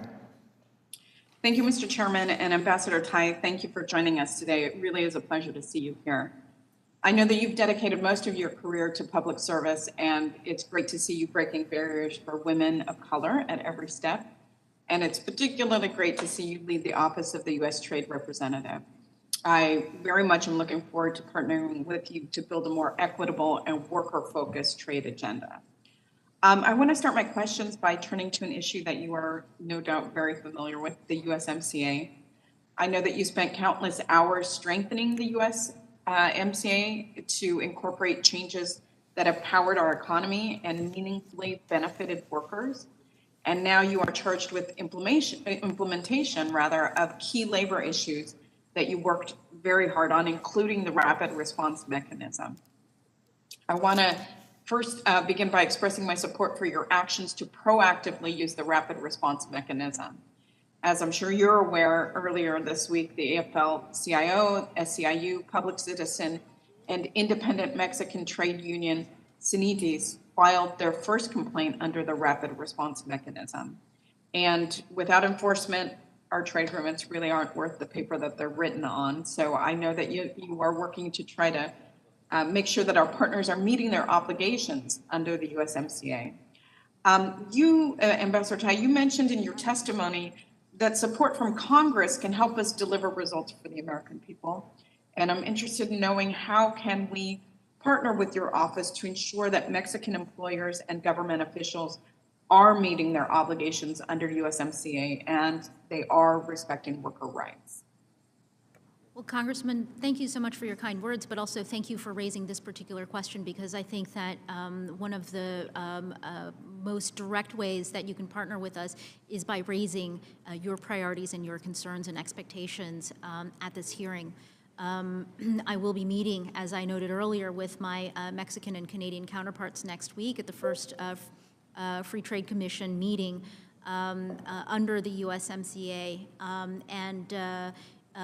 it is incredibly helpful to me to be able to point to this exchange that we are having right now to demonstrate the credibility of everything that I represent in terms of what the priorities are and what the expectations are of members of Congress who supported this agreement, who really need for the agreement to deliver on its promises. Great, thank you. I now want to turn to another issue that has a great impact on jobs and workers in my district. My district neighbors the Port of Long Beach, which is a source of tremendous deal of economic activity. But the pandemic has shown disruptions to supply chains and particularly our over-reliance on China, which can impact our local economy and our workers.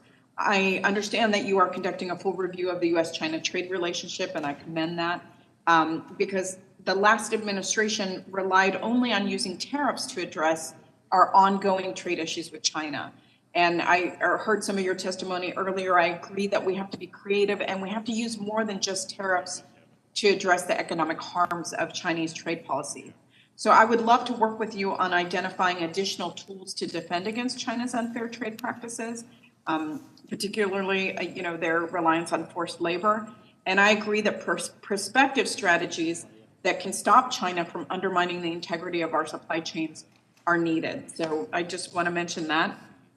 And then lastly, I'd like to turn to the issue of trade agreements as a way to promote equity in developing and trade partner countries. Our trade agreements have historically increased inequality in other countries, in Mexico, Central American countries, and other trade partners. And those findings are well documented, including in a Ways and Means Equity report that was released earlier this year.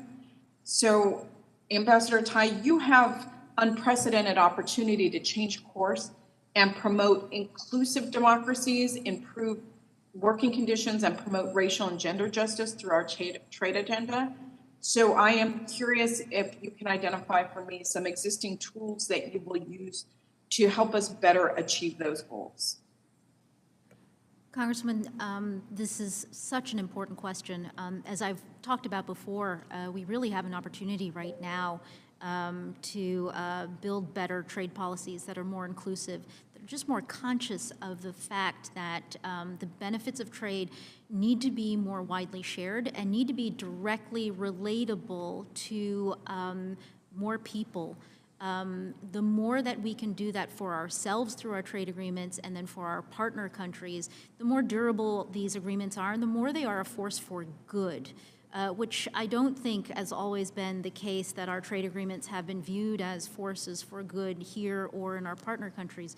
So I think we need to be conscious of what our goals are, and we need to have data and policies, really innovative policies, to incorporate into a tradition that we are inheriting in terms of trade agreements and trade policies. There is such an opportunity for innovation right now, and I look forward to continuing this conversation with you and this committee. I know it is a priority, and it's an opportunity that we really have to seize. I thank the gentlelady. Let me recognize the gentlelady from Indiana, Ms. Wolarski, to inquire. Thank you, Mr. Chairman. Ambassador Tai, it is so good to see you. Congratulations. I want to add, like all of my colleagues, and to Angela as well, two strong women leading in such an important position in this country. You know, I don't think there's any time that trade has ever been more important than it is right now, and I'm so glad you're there, and I'm so glad for your openness. I look forward to working with you as well on the resolution of 232. I won't go into the details of it because we've talked about it, but that's an issue in my district as well. On 301 exclusions, I, along with a bipartisan group of over 100 of my colleagues in the House, recently sent you a letter requesting that USTR start that exclusion process. In addition, I would urge you to restore all the lapsed 301 exclusions in order to provide relief to U.S. businesses and their workers in the immediate term. I've heard of many instances where companies and their workers are being disadvantaged by these tariffs because they manufacture here in the United States. This is an urgent matter in my world. Without targeted relief, these tariffs will hurt our economic recovery. Another important issue is renewing GSP as quickly as possible.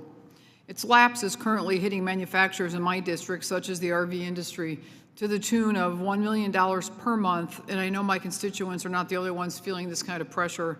Mr. Chairman, I hope you and I can work together to get GSP as well as MTB across the finish line. Lastly, I want to touch on a proposal circulating the WTO seeking to waive intellectual property protections for COVID-19 vaccines and other treatments. I've seen little evidence on an IP waiver will increase the global availability of the vaccine, since so many of these countries are ill-equipped to produce the vaccine without technical support from the manufacturer. I also don't understand the rationale of giving away American intellectual property to our economic and national security competitors like China. If providing vaccines worldwide is the administration's goal, there are other ways to achieve it without undercutting the companies that have invested the resources and the hard work in developing these vaccines and other treatments to fight the pandemic. I support efforts to accelerate production and distribution of vaccines and other COVID-19 response items, but don't believe that this is the right approach. My first question, Ambassador Tai, so are you planning to restart the 301 exclusion process, and are you willing to restore the expired exclusions while that process gets in operation again? And then on a related note, when can we expect the administration to complete its broader China review? Thank you, Congresswoman. On the 301 exclusions, it will be part of our top to bottom China review. And so, as I know that you know, and thank you very much for the letter that you sent, these letters are important. We read them very carefully, and we think through our responses pretty carefully, too. most of the exclusions had expired at the end of last year, and the posture that we have adopted, again, wanting to be maximally thoughtful and taking advantage of the opportunity that we have right now at the beginning of the administration, is we will be undertaking the question of the tariffs, examining them, examining the exclusion process together.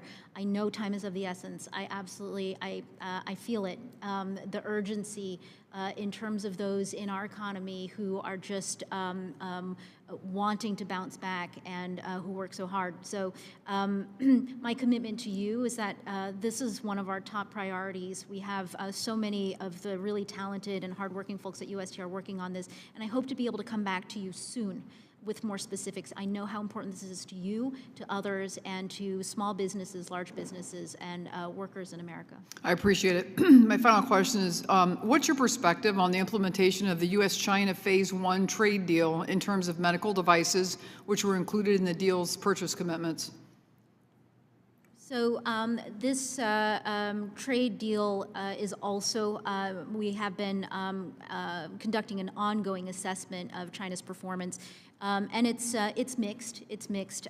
With respect to your specific question on the medical devices, let me go back and check so that I make sure I'm working with the most updated data, which is always a little bit of a lag, and get you a good answer on this as opposed to just what my impression is. I so much appreciate it. Thank you so much. I yield back, Mr. Chairman.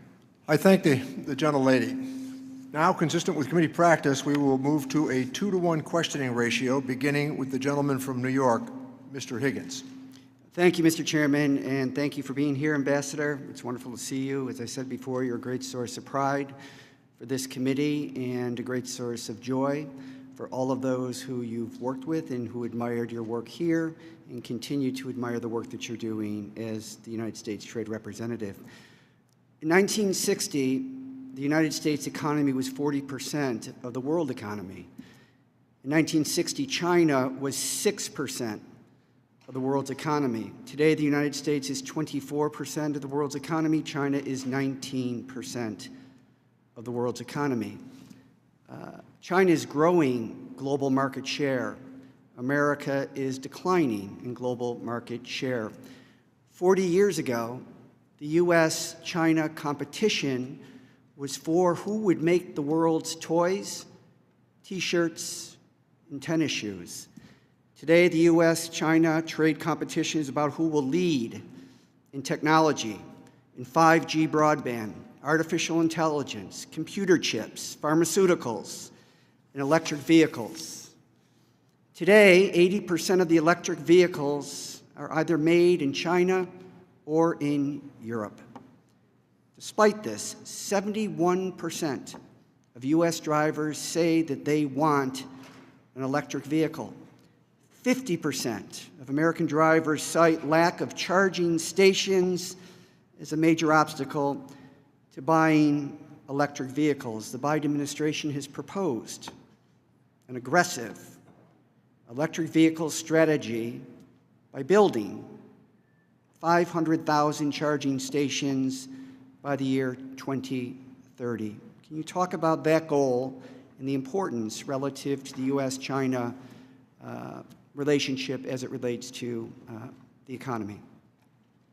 Congressman Higgins, thank you for that set of statistics. I think that it does paint a very stark picture about where we've come from, where we are right now. But I also think that it paints and sets up a really a motivational picture, too, in terms of where we can go. I talked in my opening statement about the need to level the playing field, to have fair trade, and to have compliance with international norms and rules. And I've talked quite a bit with a lot of your colleagues on the committee about robustly using the tools that we have and then needing new tools. I'll go back to a framework that I found very useful, which is in terms of leveling the playing field and enforcing fair trade. Those are really defensive tools. Those are, to push back on practices and the impacts of policies that have a negative effect on us. we can't just play defense. We need a very, very strong offense. And to your point about the infrastructure, about looking forward in terms of the kind of economy we can have, the kind of leadership that we can maintain in the global marketplace and in terms of the industries of the future, that is what all of this is about right now. We have an opportunity, and whether it's infrastructure or other kinds of investments, that is as key a part of our China strategy as all of the defensive trade tools that I've been talking about today. Just as looking at this another way, electric vehicles are essentially computers with wheels. There's no longer a gas-fueled internal combustion engine that relies on foreign oil.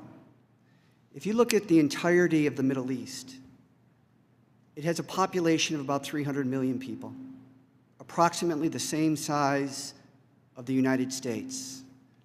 You take oil out of the equation, the entirety of the Middle East exports an amount equivalent to Finland. So moving toward electric vehicles is not only good for the good that it does for the consumers that want those products, but it's also good for the national security of this country. In the past 2 decades, the United States has spent $6.5 trillion in Middle East wars in Iraq, Afghanistan, and Pakistan. I would argue that we would not have gone in so aggressively had we had independence from our addiction to the oil that they produce. So I think there's another component as to why we need to be aggressive about pursuing electric vehicles in this country. With that, I yield back. Thank you. I thank the gentleman. Let me recognize the gentlelady from Alabama, Ms. Sewell, to inquire. Thank you, Mr. Chairman. And welcome back, Ambassador Tai. I like the ring of that. I want to say that I enjoyed working with you, not only as a member of this committee, but also working with you on USMCA. I can think of no one who has a stronger background in trade and who has such political prowess and great negotiating skills, and I wish you well and look forward to working with you.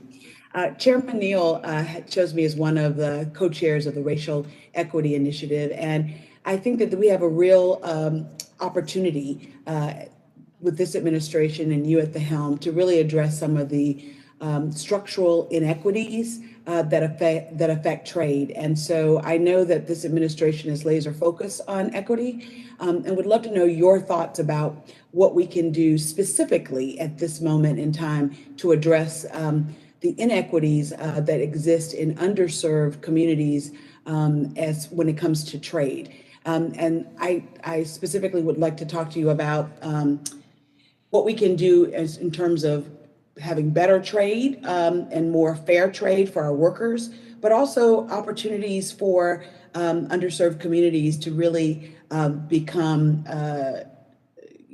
more engaged when it comes to the ability to provide trade opportunities for those people who live in those communities. Congresswoman, it's so nice to see you, and it's such a honor to talk about this issue with you, given the priority that I know this committee places on the issues of equity and trade policy and how seriously we take this at USTR. There are actually a lot of aspects to what we're doing at USTR that I think complement very well what I understand all of you are doing here at Ways and Means, and I look forward to enhancing that partnership so that we can coordinate better and to keep each other informed and form some synergies.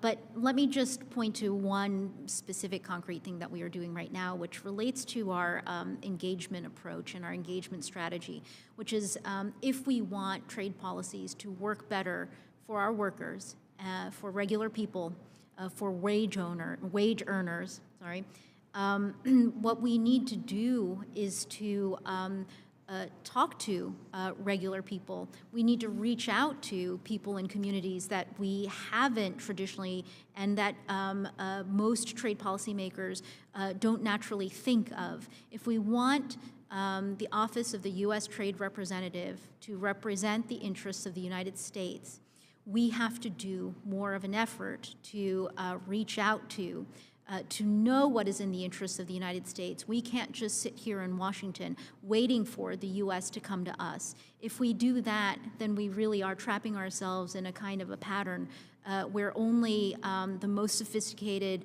most well-resourced parts of America get a say in our trade policies. And we have to do better. We have to do better for the United States. We have to do better for our regular Americans and our workers. Absolutely. With that said, I think that when we as policymakers start thinking about how we can be more equitable and leveling the playing field in trade, have you all thought about ways that we can make our trade adjustment policies as well as enforcement tools better? I think one of the big highlights from the USMCA was the rapid response as a tool. And I think that, I commend your announcement yesterday, but I also think there are ways that we put in the USMCA that are not as well known, like being the hotline and other things that we've done to try to make things more equitable. Can you talk a little bit about some of the unknown or less known tools that can promote better accountability, more transparency, and more ability to enforce these important rules? Absolutely, Congressman. Thank you for this opportunity. And I think that you have highlighted some of the most important and innovative parts of the USMCA. But let me just elaborate on some of them. I think with respect to that rapid response mechanism, the timelines and the specific requirements under that mechanism are designed to improve transparency, to invite participation, to reflect engagement and input from those who I think in normal traditional trade agreements are not and do not feel empowered to engage. So those are some of the examples, but Congressman Sewell, let's definitely work together. We would be very, very excited to enhance our work in this area with you and the Council. Thank the gentlelady. Let me recognize the gentleman from South Carolina, Mr. Rice, to inquire.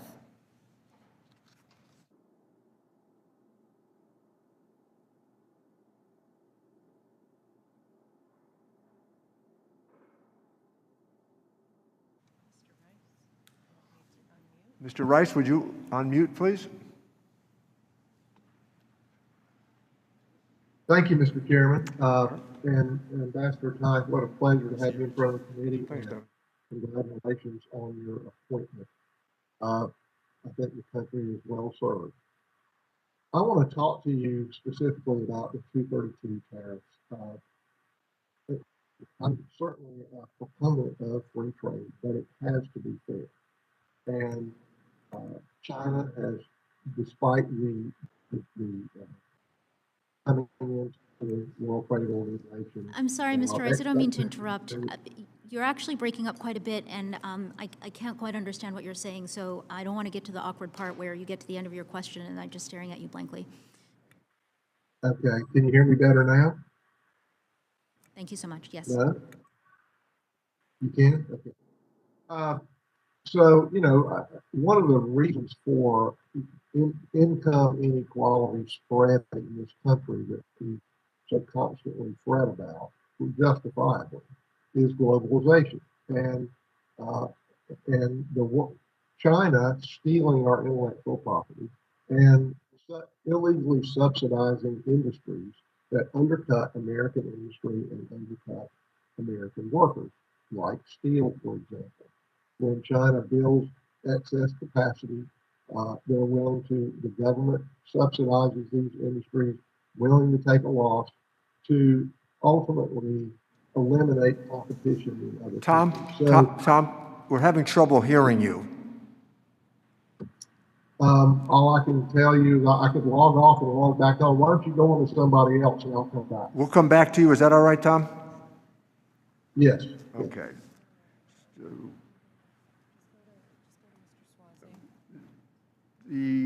gentleman from New York, Mr. Swazi, is recognized to inquire. Thank you very much, Mr. Chairman, and thank you, Congresswoman Del Bene, for letting me jump the line here. I appreciate it very much. Ambassador Tai, it is just such a great pleasure to listen to you. You really are a diplomat, and you're doing a fantastic job in the position, and we couldn't be more excited that you're playing this role for our country. I've served on the Congressional Executive Commission on China, and I've been asked recently by some Uyghur advocates to form a Uyghur caucus in the Congress, which I am in the process of putting together. Ever since the 1970s, President Nixon went to China, we've always believed here in this country that the more that China was exposed to our way of life, the more they'd become like us as far as capitalism, as far as democracy. That clearly just hasn't happened. And as many of previous speakers and you have mentioned, we're in a real strategic competition with China right now, and they are doing pretty well. They're taking over much more of the global share of the economy. They are breaking the rules, I believe. They're cheating when it comes to so many different issues with trade and intellectual property. But my biggest concern that I have right now is about their human rights violations, not only with the Buddhists in Tibet, but with the Hong Kong students and the pro-democracy advocates, but with the Uyghurs, which the State Department has declared as a genocide. 1.5 million people in forced labor camps, Muslims being forced to eat pork during Ramadan, forced sterilizations, forced labor. We passed the Uyghur Forced Labor Prevention Act out of the Congress last term. I'm sure we'll do it again, but it went nowhere in the Senate. I would just ask, we've benefited from China's low-cost products for many, many years, and increasing our competition with them through the many different ways that we've talked about. And certainly if we were successful in passing the Uyghur Forced Labor Prevention Act, would cost product prices to go up. Can you just discuss generally the balancing of this economic issues, the price issues, the trade issues, and in the context of human rights violations against the Uyghurs? Congressman Swazi, I know the leadership that you have exercised on this particular issue and the bill that came up last year and that may come up again this year.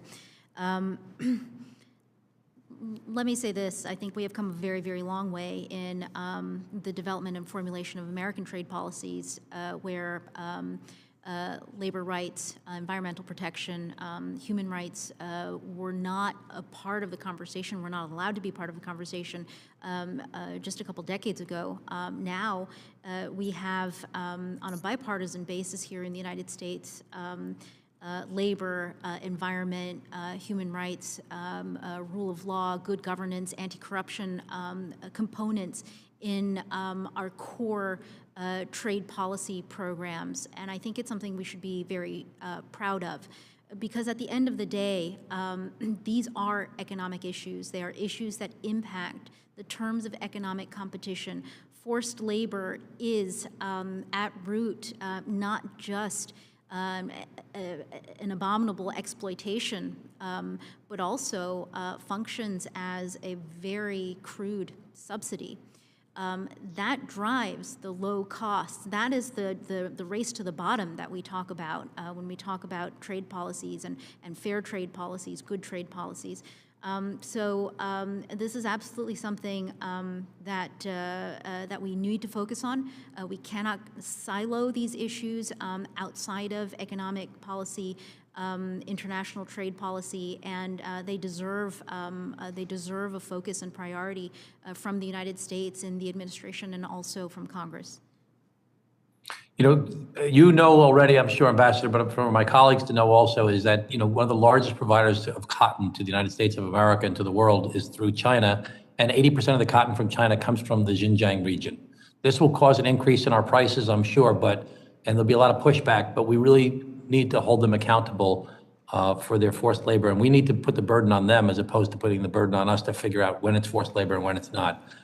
Thank you so much for your help and support on this very important issue. Thank the gentleman. We will now recognize the gentlelady from Washington State, Ms. DelBene, to inquire. Then we will take a quick break. Ms.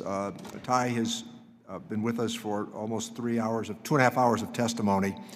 So we will just take a 5-minute break, and then we will go back to Mr. Rice. The gentlelady from Washington, Ms. DelBene, is recognized to inquire.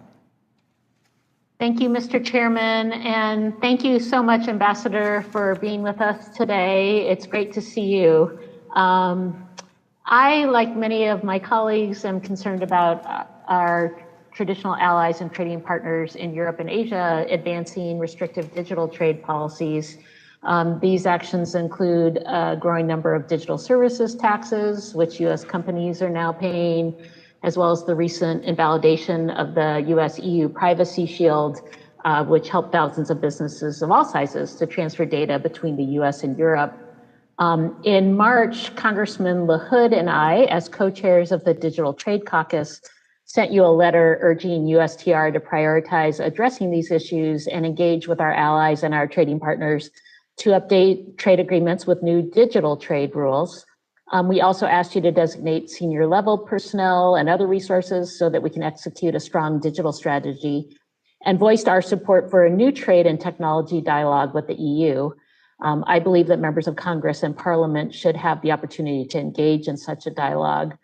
So this is a top priority. I wondered what your current plan was with respect to digital trade, addressing issues like digital services taxes, and the Privacy Shield, and what your goals are moving forward. Thank you, Congressman. I'm not surprised at all that your questions are themed around digital and digital trade, and it's a real pleasure to see you and to engage with you on your questions. Let me take them in roughly reverse order. I think when you mentioned the Privacy Shield, that one is the easiest one for me to respond to because it's really in the purview of the Commerce Department. So I'll just say Secretary Raimondo and I talk to each other quite a bit on a number of issues, and I just want to acknowledge that she is a more expert person and member of the cabinet on this particular issue than I am. So I don't want to commit whatever malpractice might be involved by saying too much on that, except that I know that there are important equities at stake in that issue and that they're important to you. On digital services taxes, we do have a number of Section 301 investigations that were opened last year that we continue to work through in terms of the 301 procedure. And this is an area where USTR is partnered hand in glove with the U.S. Treasury Department to address the digital services taxes that have been proposed through the OECD, seeking a multilateral solution. And we are here to support the Treasury Department's efforts, and we coordinate very closely with them. On digital trade, yes, I mean, you know, this is about the economy that we have right now, and it is going to be critical to shaping the economy that we are going to have into the future. This is a very high priority. I do want to invite you and Congressman LaHood and others who are interested in the Congress in terms of digital trade rules. That at USTR, the question we are asking ourselves is consistent with the worker-centered trade policy. To start with the fundamental question, how are the trade policies we are formulating right now going to impact workers and regular people?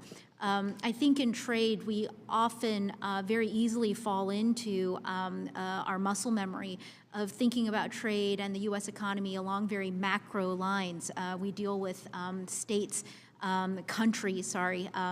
You know, we do international trade. We are thinking about entire sectors and segments of our economy.